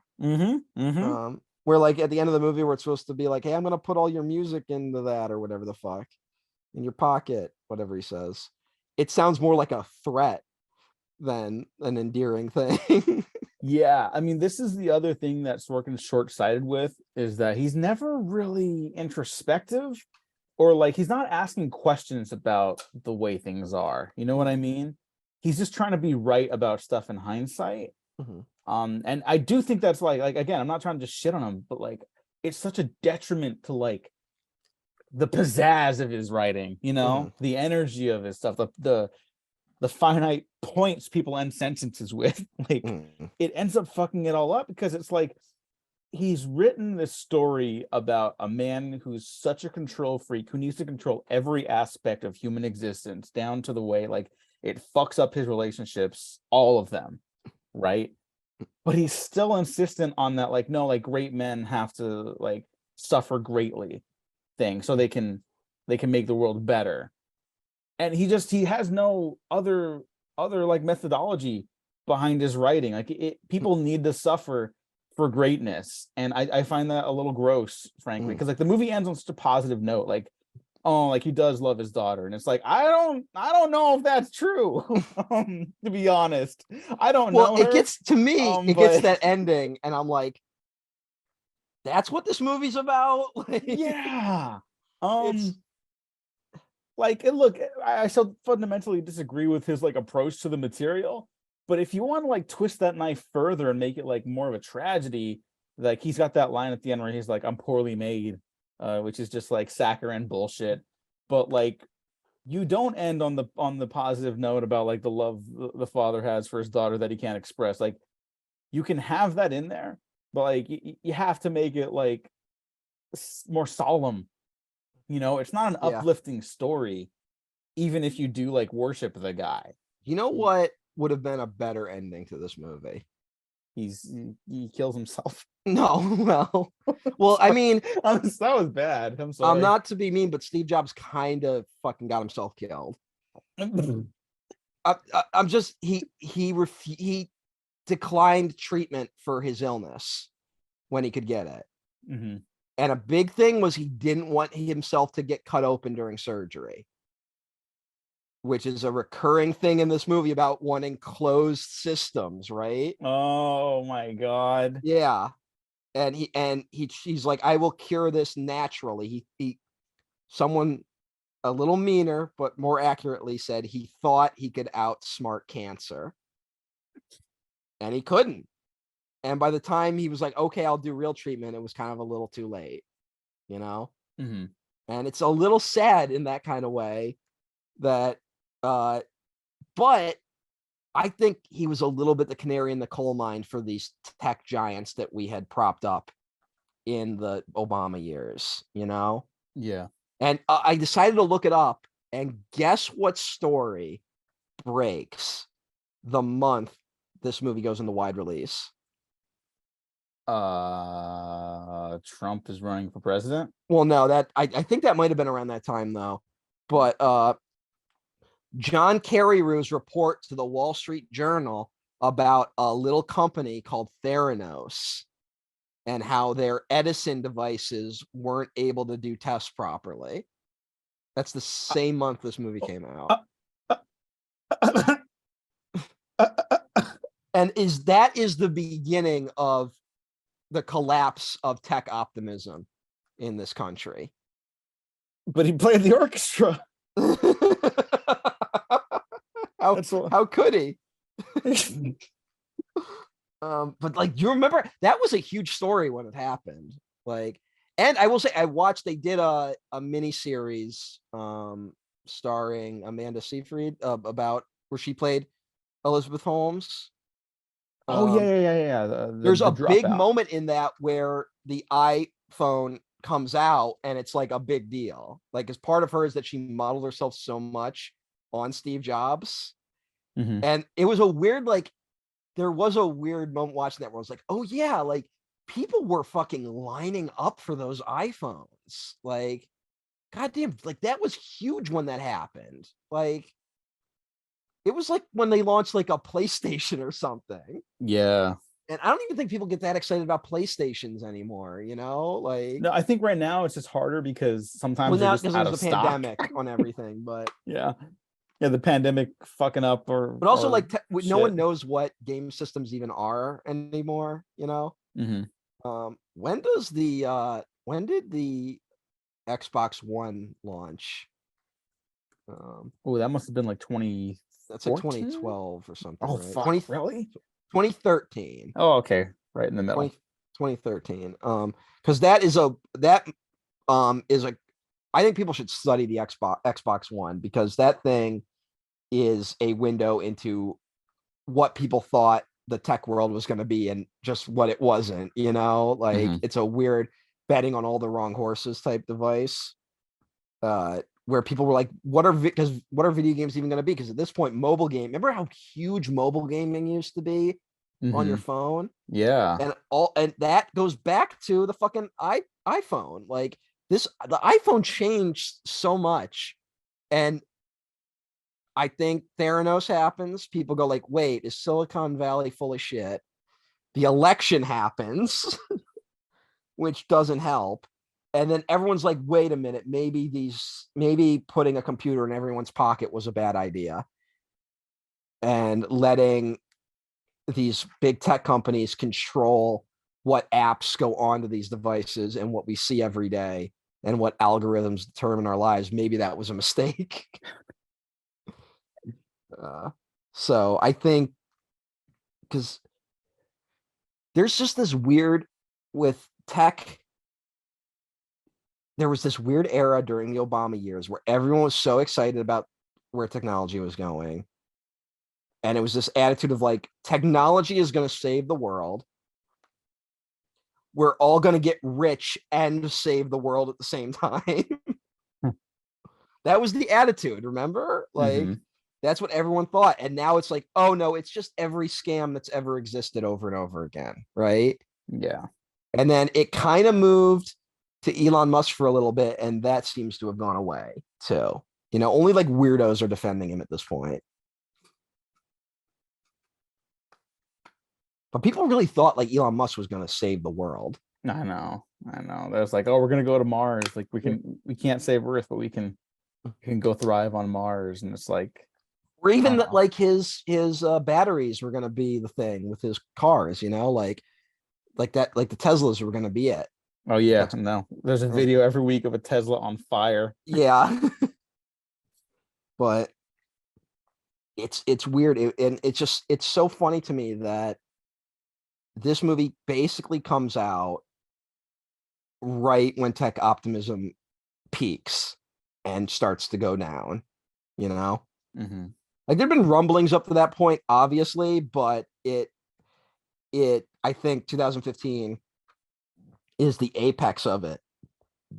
And then the election was just a kick in the balls, you know? Yeah.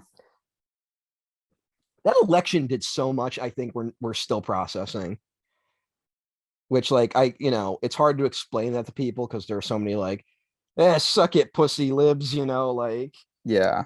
just like cry harder. But like I don't think people understand like how much that just changed the attitude of this whole country. And we're still feeling the reverb of that. Whether or not that will go in a positive or negative direction is yet to be seen, you know?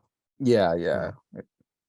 The fascists are certainly mobilizing now. Will they be able to actually hold on to anything is the question. But yeah, this next election is gonna like it's all a little scary again. We're all gonna go out of our fucking minds again. Yeah. We just are.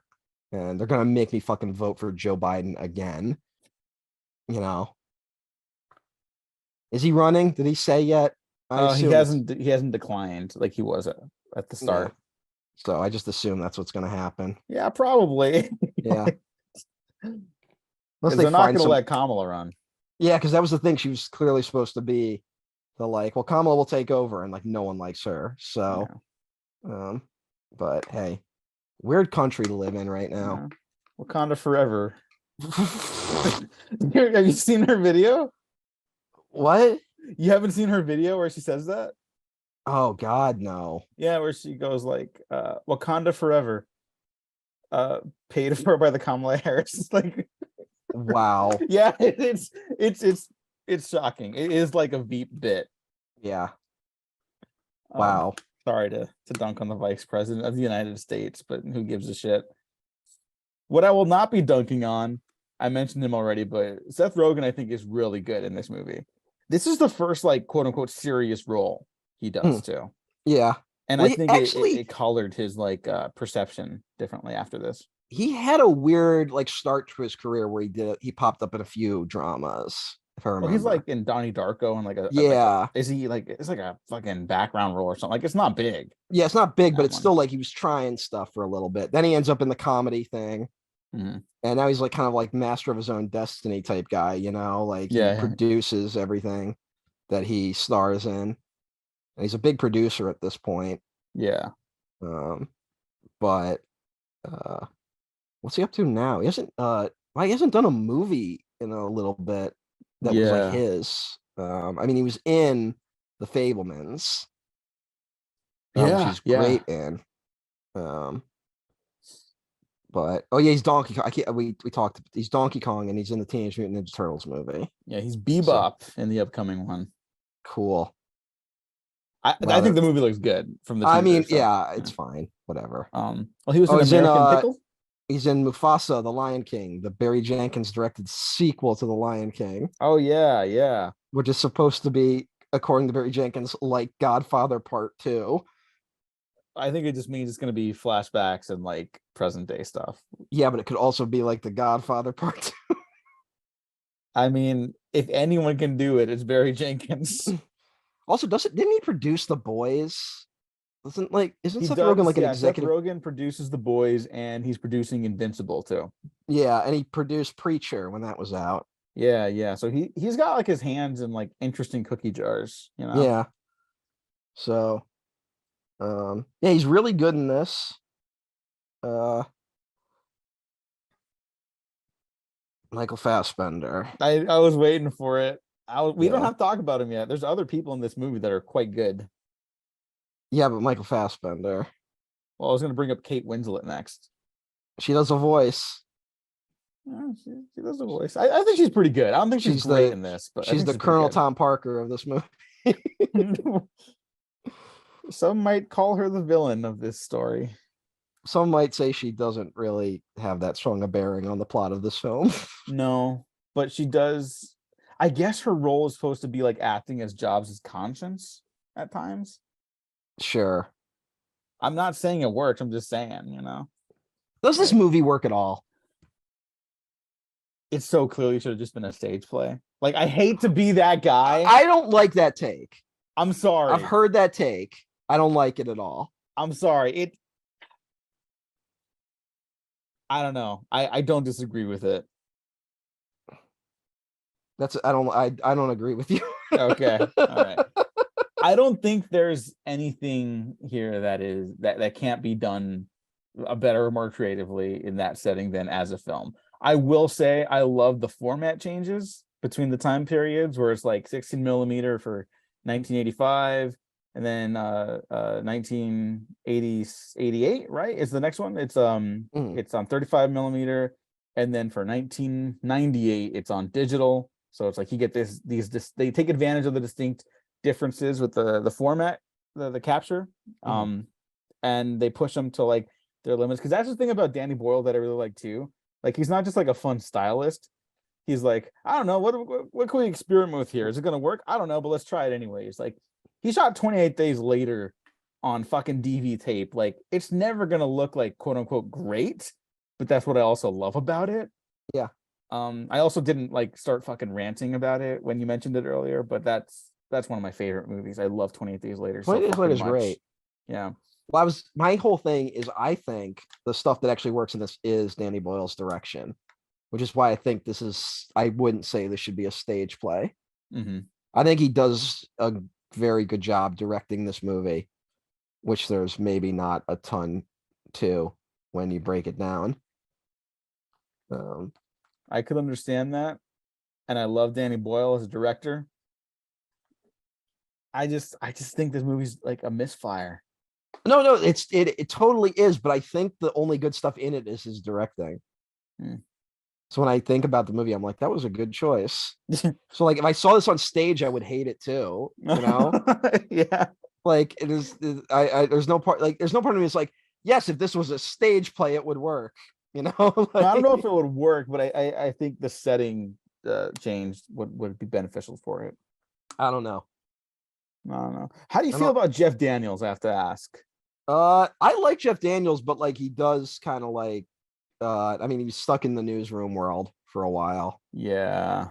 I do like at the peak of like the newsroom and all that shit, he was willing to go back and do another Dumb and Dumber movie. Yeah, like, I respect him. Yeah, I respect that. Even though that movie's bad, I respect that. Oh yeah, it's terrible, but yeah, I respect that. He hasn't done a movie in a few years. He's apparently on a show called American Rust, which I've never heard of. Yeah, I have no idea what that is. He's the lead on that show. Yeah. It's a Showtime show. He was in the Looming Tower. Did you see the Looming Tower? No. It was kind of about like the build up to 9/11. He was John O'Neill, who was a FBI counterterrorism agent, who was one of the guys being like, "Hey, I think Al Qaeda is going to attack," and people were like, "No, they're not." Oh, he was in Godless.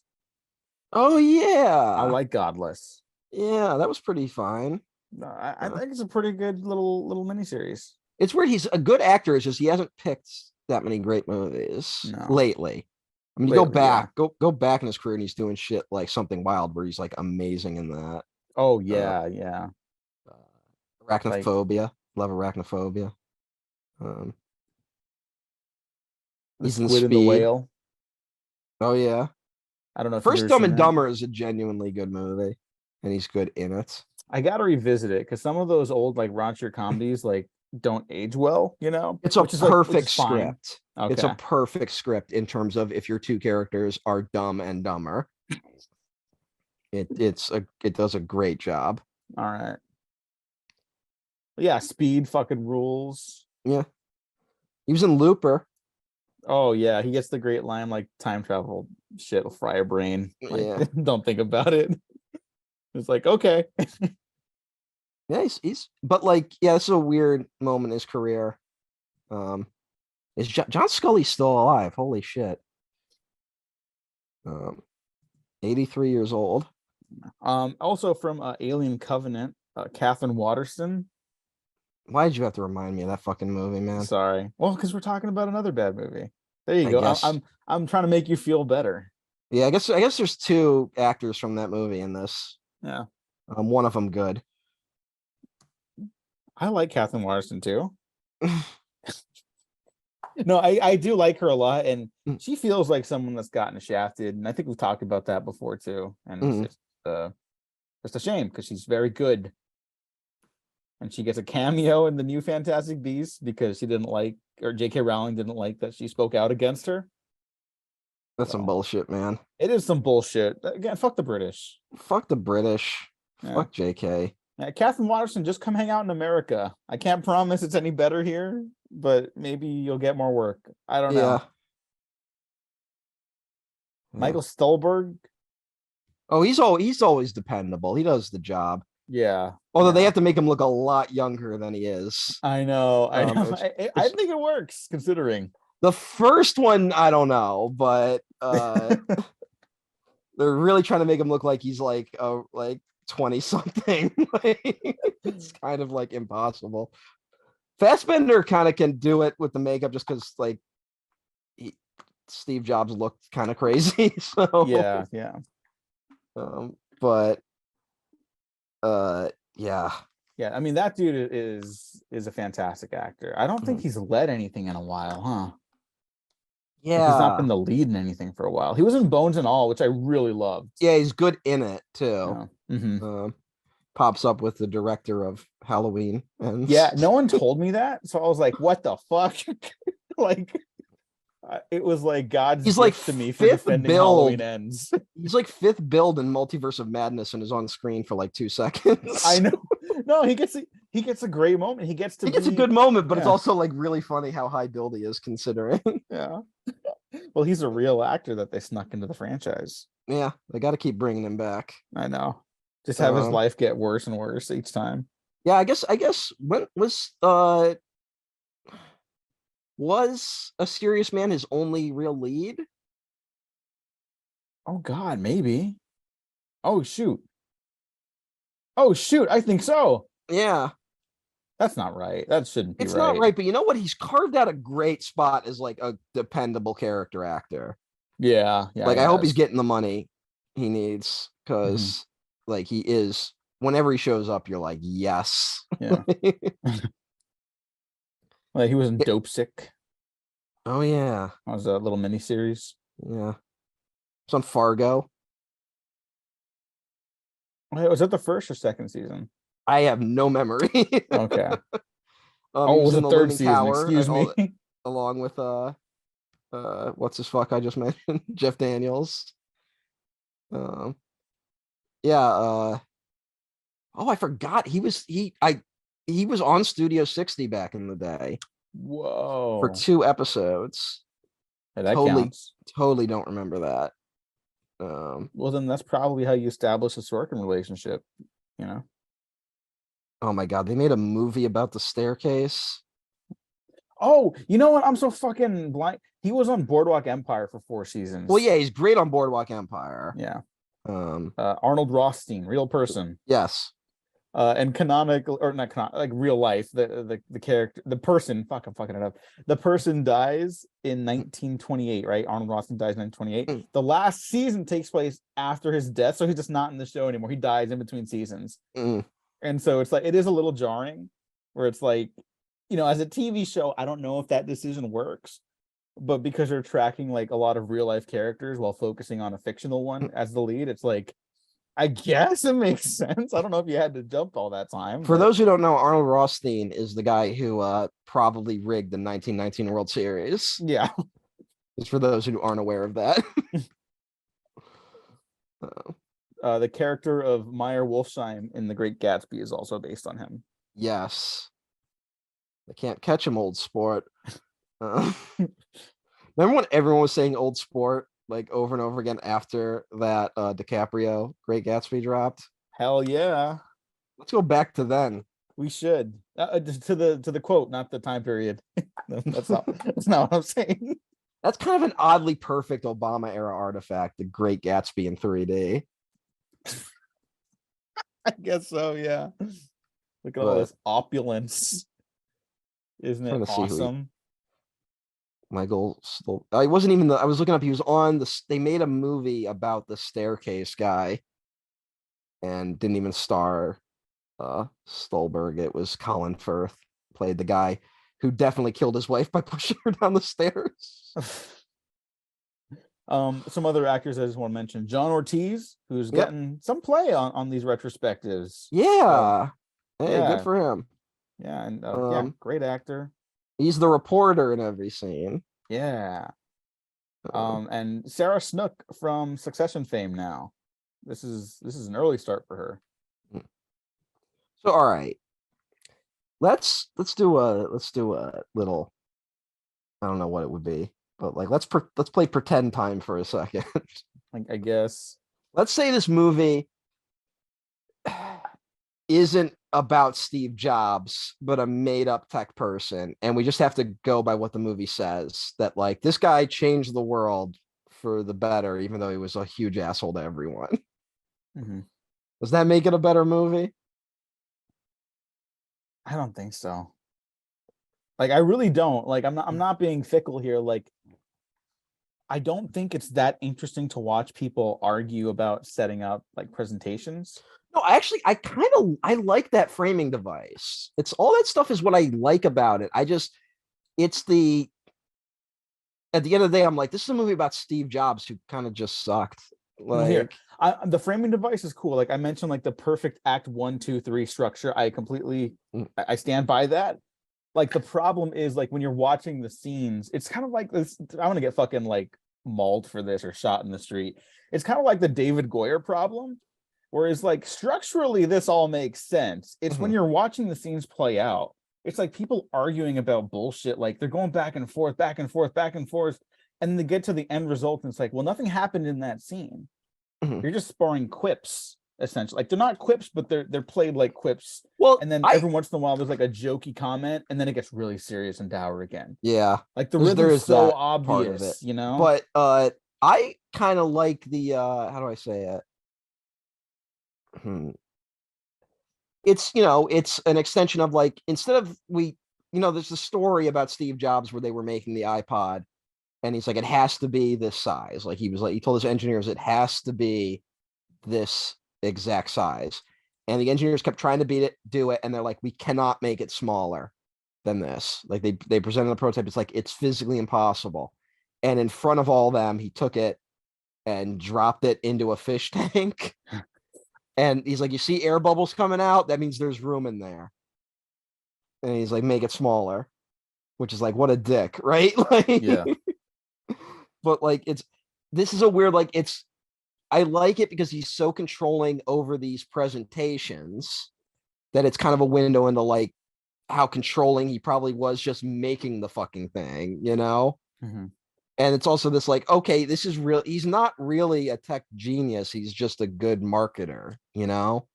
Yeah. Like we see over and over again that he's like, when we get to the next computer where he's like, look, I know the fucking thing isn't actually going to sell very well. That's not the point. Like, I just need to keep myself in the game and I need to figure this out before I crash. Right. Like, it's a gambit of some kind. And it's like, that was Steve Jobs. That the movie is arguing that ultimately that was Steve Jobs's genius, that the actual products he makes are irrelevant. It is the kind of like showmanship of it all that is what's important. And you see, like, from the start, like he's kind of a tech god at the beginning, but then they don't really like the Macintosh. The Macintosh ends up kind of underperforming as a product. The Apple II remains their most successful product, but it's also like something they can't really profit off of, which really shouldn't be a concern to consumers. We aren't supposed to make people billionaires. We're supposed to get good products that actually work. But hey, and then by the time of the iMac, there's a scene where he's like, this is what computers look like now, but we're gonna do this. And there's the audience that like, it's like people like sycophants, like they boo when they see the classic PC setup of like, there's the desktop and there's some fucking speakers and there's a keyboard. And he's like, we're gonna streamline that and we're gonna make it that this is your device. This is your computer. You can't open it, but you can see inside of it. And it's yours. And you can do whatever you want. And we're streamlining it for you, the consumer. And that's like his whole fucking thing. He's like, I'm not trying to build it's not a tech demo. It's not something you can open up and fiddle around with. No one wants to do that. The film argues. His goal is to get these computers in every home, which he succeeds at arguably. And then his next goal, the threat at the end of the movie, is to put it in your pocket, which is arguably the last thing he really does before leaving this earth. And a movie that goes into here's how he made these products would brush up against what the movie's actually trying to do. Yeah. So I like it's a showcase because that's really what it is. It's not a movie about the computers. It's about how Steve Jobs sells the computers. It's just weird that the movie is like, and ultimately this was a good thing. Yeah. I mean, that's where it becomes like indefensible to me. Yeah. And many people don't do know defend if it, to be fair. But what was that? and many people do defend it, to be fair. I don't know if I put it in the indefensible category. It's just that it makes it an odd object, like where like I think Steve Jobs' legacy will only get worse the further it goes on, Mm-hmm. I mean, a big thing, shortly before this time, they were talking about how the number of suicides at the factories where they make these iPhones, Mm-hmm. like that they had to start installing nets because so many people were jumping off the fucking roofs just to make us iPhones. And then I think this has been reversed, but there was something about like the amount of waste produced by lithium batteries. Do you remember this? I do remember that. Yeah. I think we found a way to recycle lithium, but at the time it was like any iPhone that dies is like, that's all that lithium just goes into a fucking pit somewhere. And it's like, it's creating a shit ton of landfill. And that's a big problem. And despite it, being technically a green thing, lithium, it's actually creating more waste just so we can have iPhones. Do we really need that? Like that was a big talking point time. And this movie doesn't really care about any of that. Mm-hmm. Kind of like The Social Network didn't care about like the privacy issue or like what Facebook as a product actually was, Yeah. And it's odd it works in The Social Network, but not here. Yeah, and I think the social network works, like, spoiler alert if we ever talk about it, and frankly we probably will. Like, I think it ends up holding up better because it ends on an ambiguous enough of a note. You know what I mean? Like, it probably was meant to be more optimistic. I But think that like, movie ends with kind of like a message of like, Mark Zuckerberg, if you're watching it, fucking calm the fuck down. Like, that's how they end. What the ending of that movie feels like, you know? mhm. It's like you won. Like, you don't have to be weird anymore. Like, And then he got weirder. yeah, and then he got weird. Like, he chose to get weirder. Yeah. So, Yeah. but And here, you know, he's dead, so he can't get weirder. yeah, Steve Jobs been dead over a decade at this point. Wow. Who's the guy that took over after him? I don't know, but he made it worse. Yeah. And you can't even hide behind like the sleek new products as well, because Yeah. they work less well than the other ones. Well, that's weird. What has is also Apple made it like, Well, here's something that also is like under discussed in this movie is that the Steve Jobs gambit with the iPhone and the closed system is what like makes all that become like they take over a huge chunk of the market share for computer products, right? mhm. And it basically pushes Microsoft into following in its footsteps. And I think that has been a detriment to computers as a whole. That like now everything is this weird, like everything's a smartphone, you know? Yeah. That's the goal.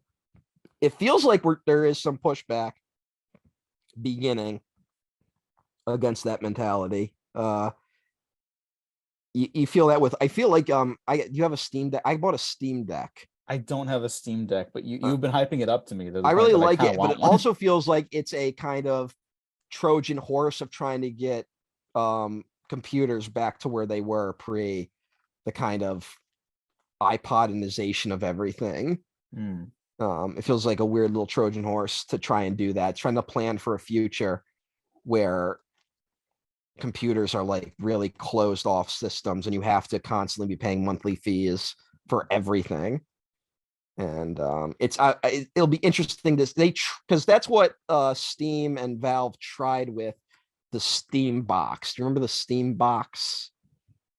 You know, I remember the name. I don't have Or an Steam image in my Machine, brain. that's what they were called, Steam Machines, which was they were kind of computer devices, but they were pitched as an alternative to gaming consoles. And they came with their own OS and they came with a controller. The best received thing about it was probably the controller. And that was their first attempt at it. It didn't really work out. I think they no longer sell no, there's still some Steam Machine models being sold on the Steam store, but I think they've pivoted to this Steam Deck product as the new thing. And it's something where like if you want it to be just a handheld game system, it can be that. But if you know what you're doing, it can basically be a mini desktop computer, you know? And that's interesting. And I wonder where that's going if we go forward with that. I wonder if there is going to be more of a pushback against the constant everything in your pocket type mentality, you know? Mm-hmm. And maybe we're just too addicted to it at this point. I don't know. But yeah, it's weird times. Yeah. But it is weird. I just think about like when I was a kid and like if I wanted to go on the internet, I had to go to the one room in our house that had a computer and get on it and then use it. And now it's like if I want to go on the internet, I just have to pull my phone out of my pocket, you know? I mean, that is why we're a very strange generation. You know what I mean? We're there before the internet is so publicly accessible, and then we're here during the internet's like over accessibility, maybe. Yeah. And that I'm not saying like, oh, you kids and oh the boomers, whatever. I will say oh the boomers, of course, always. Yeah. But like it is just very strange. Like personally, I always feel like I'm in a bit of a I kind of get the transitional period of kind of whatever surroundings I'm in. You know what I mean? Like in middle school, they physically called us, or I guess they verbally called us the transitional group as we were starting to learn like math on computers with the Alex program. Yeah. They're like, we're gonna see how it works with you guys first. And I was like, oh, that's I what? Like, huh? Yeah, we had a lot of that too in my school. We had a Yeah. few. Like, you know what was weird? My class was the last class. They had a class that was designed to teach you how to work on a PC. Like, the class was, here's how to use Microsoft Word, basically. And my class was the last class that had to do that because they realized kids don't need that anymore. Like, they already know what it is. Yeah. And I'm just like, that's kind of interesting. Like, Yeah, like, now no one cares. Like, yeah, and like these transitionary periods aren't always like a bad thing. Obviously, Yeah. it's like there's a lot of good that's come from like the the range of accessibility yeah. with a lot of this stuff. But it needs to be confronted with the fact that like, well, what did it take to get there? Yeah. And a movie like Steve Jobs has no interest in really like analyzing that apart from like the perspective it has on Steve Jobs, which is that It's the let's suffering figure made out him who great. Steve Jobs is. And it's like kind of an asshole. And it's just this thing of like, it is a like, I don't know, the movie seems to think that ultimately he's not really like an interesting enough asshole, like Mhm. he's not interesting enough. And then what he did for the world, I don't think is a net positive enough to justify like, okay, well, he did these great things even though he was an asshole, right? Like, Mhm. and then there's so many negatives tied to it that are under discussed. But hey, it will remain a weird object of a movie, in my opinion. I think it's going to stick around. I think people are still going to revisit this one. Yeah, people love this movie too. Like people that discover it. Hmm. I know there's at least one person in my Twitter circle that's like a massive fan of this, Hmm. and we have a friendly spat whenever I'm like, oh geez, about that movie. I'll throw some dirt in the movie's eye, but I don't hate. I'll say I don't hate it.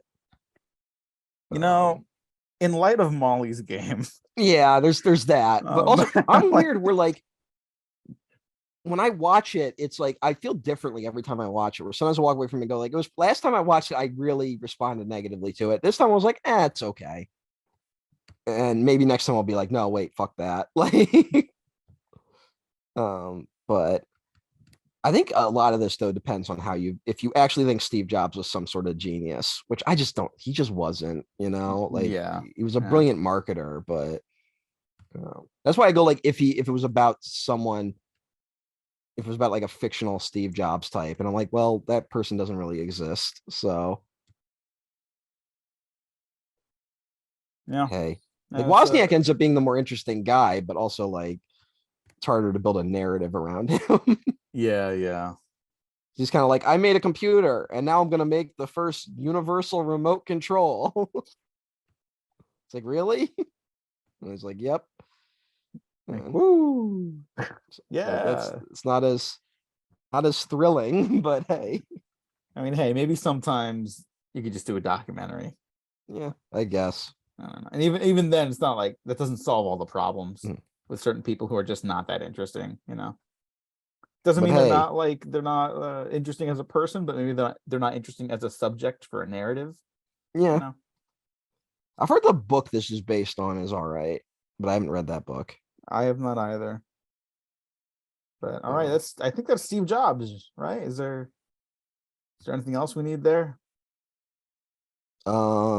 we didn't talk at all about Michael Fassbender, and I Oh think yeah, that's you a can good talk about thing. Michael Fassbender now. I think that's a good thing. Oh, So, okay.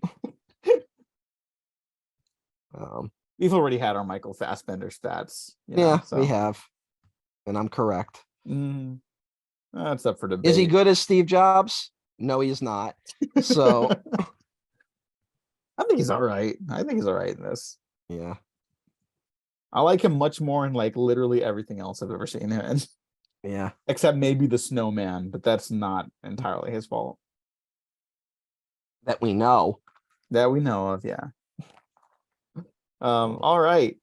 Would you recommend it? I guess is the question. I kind of would. I think some people get something out of it, but also like it is one of those where I'm like, I want to go.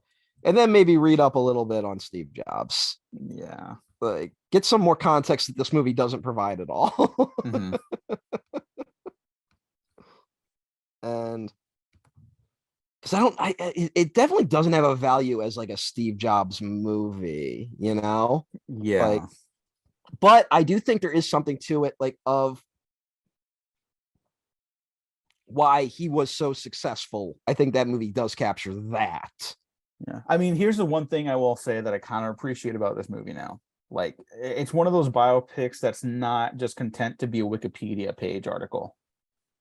You know, Mhm. like it's very clearly striving for more than just like the birth, life, and death of a single person. Yeah. It's clearly trying to capture like an And this seems to experience be a of trend their in mind.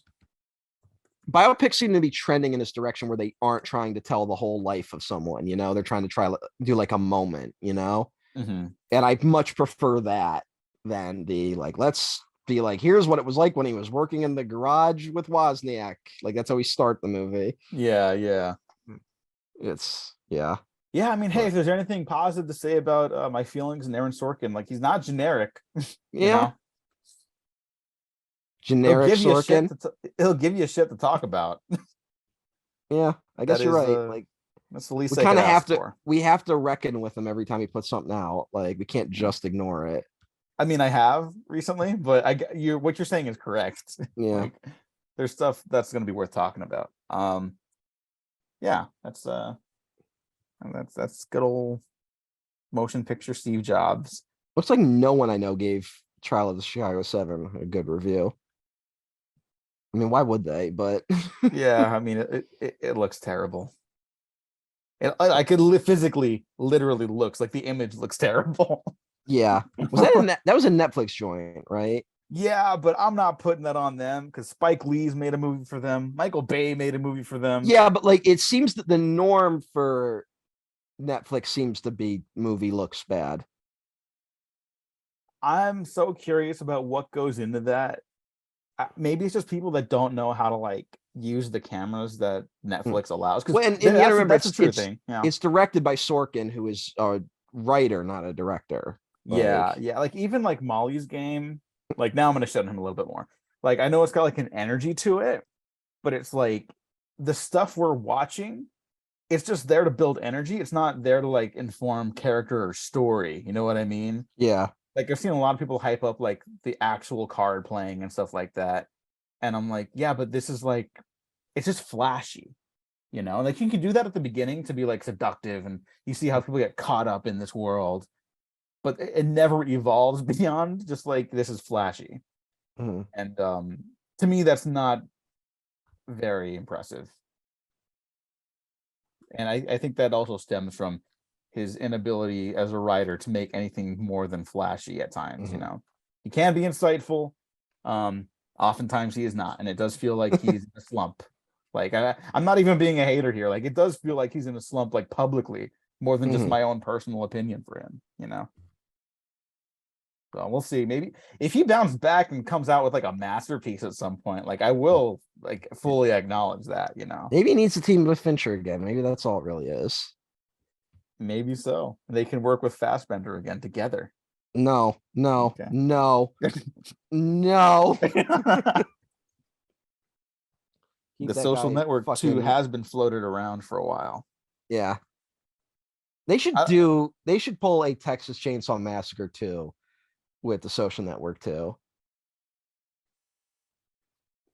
I will not explain that any yeah, further. I was like, what the fuck? What are you talking about? Well, because like, what are you gonna do, a straight movie about how he like got brought in front of the courts and shit like that? Like, No, fuck that. no, Like, no, no. parody yourself. Yeah. It opens with another chainsaw fight. Yeah. Yeah. I mean, fuck it.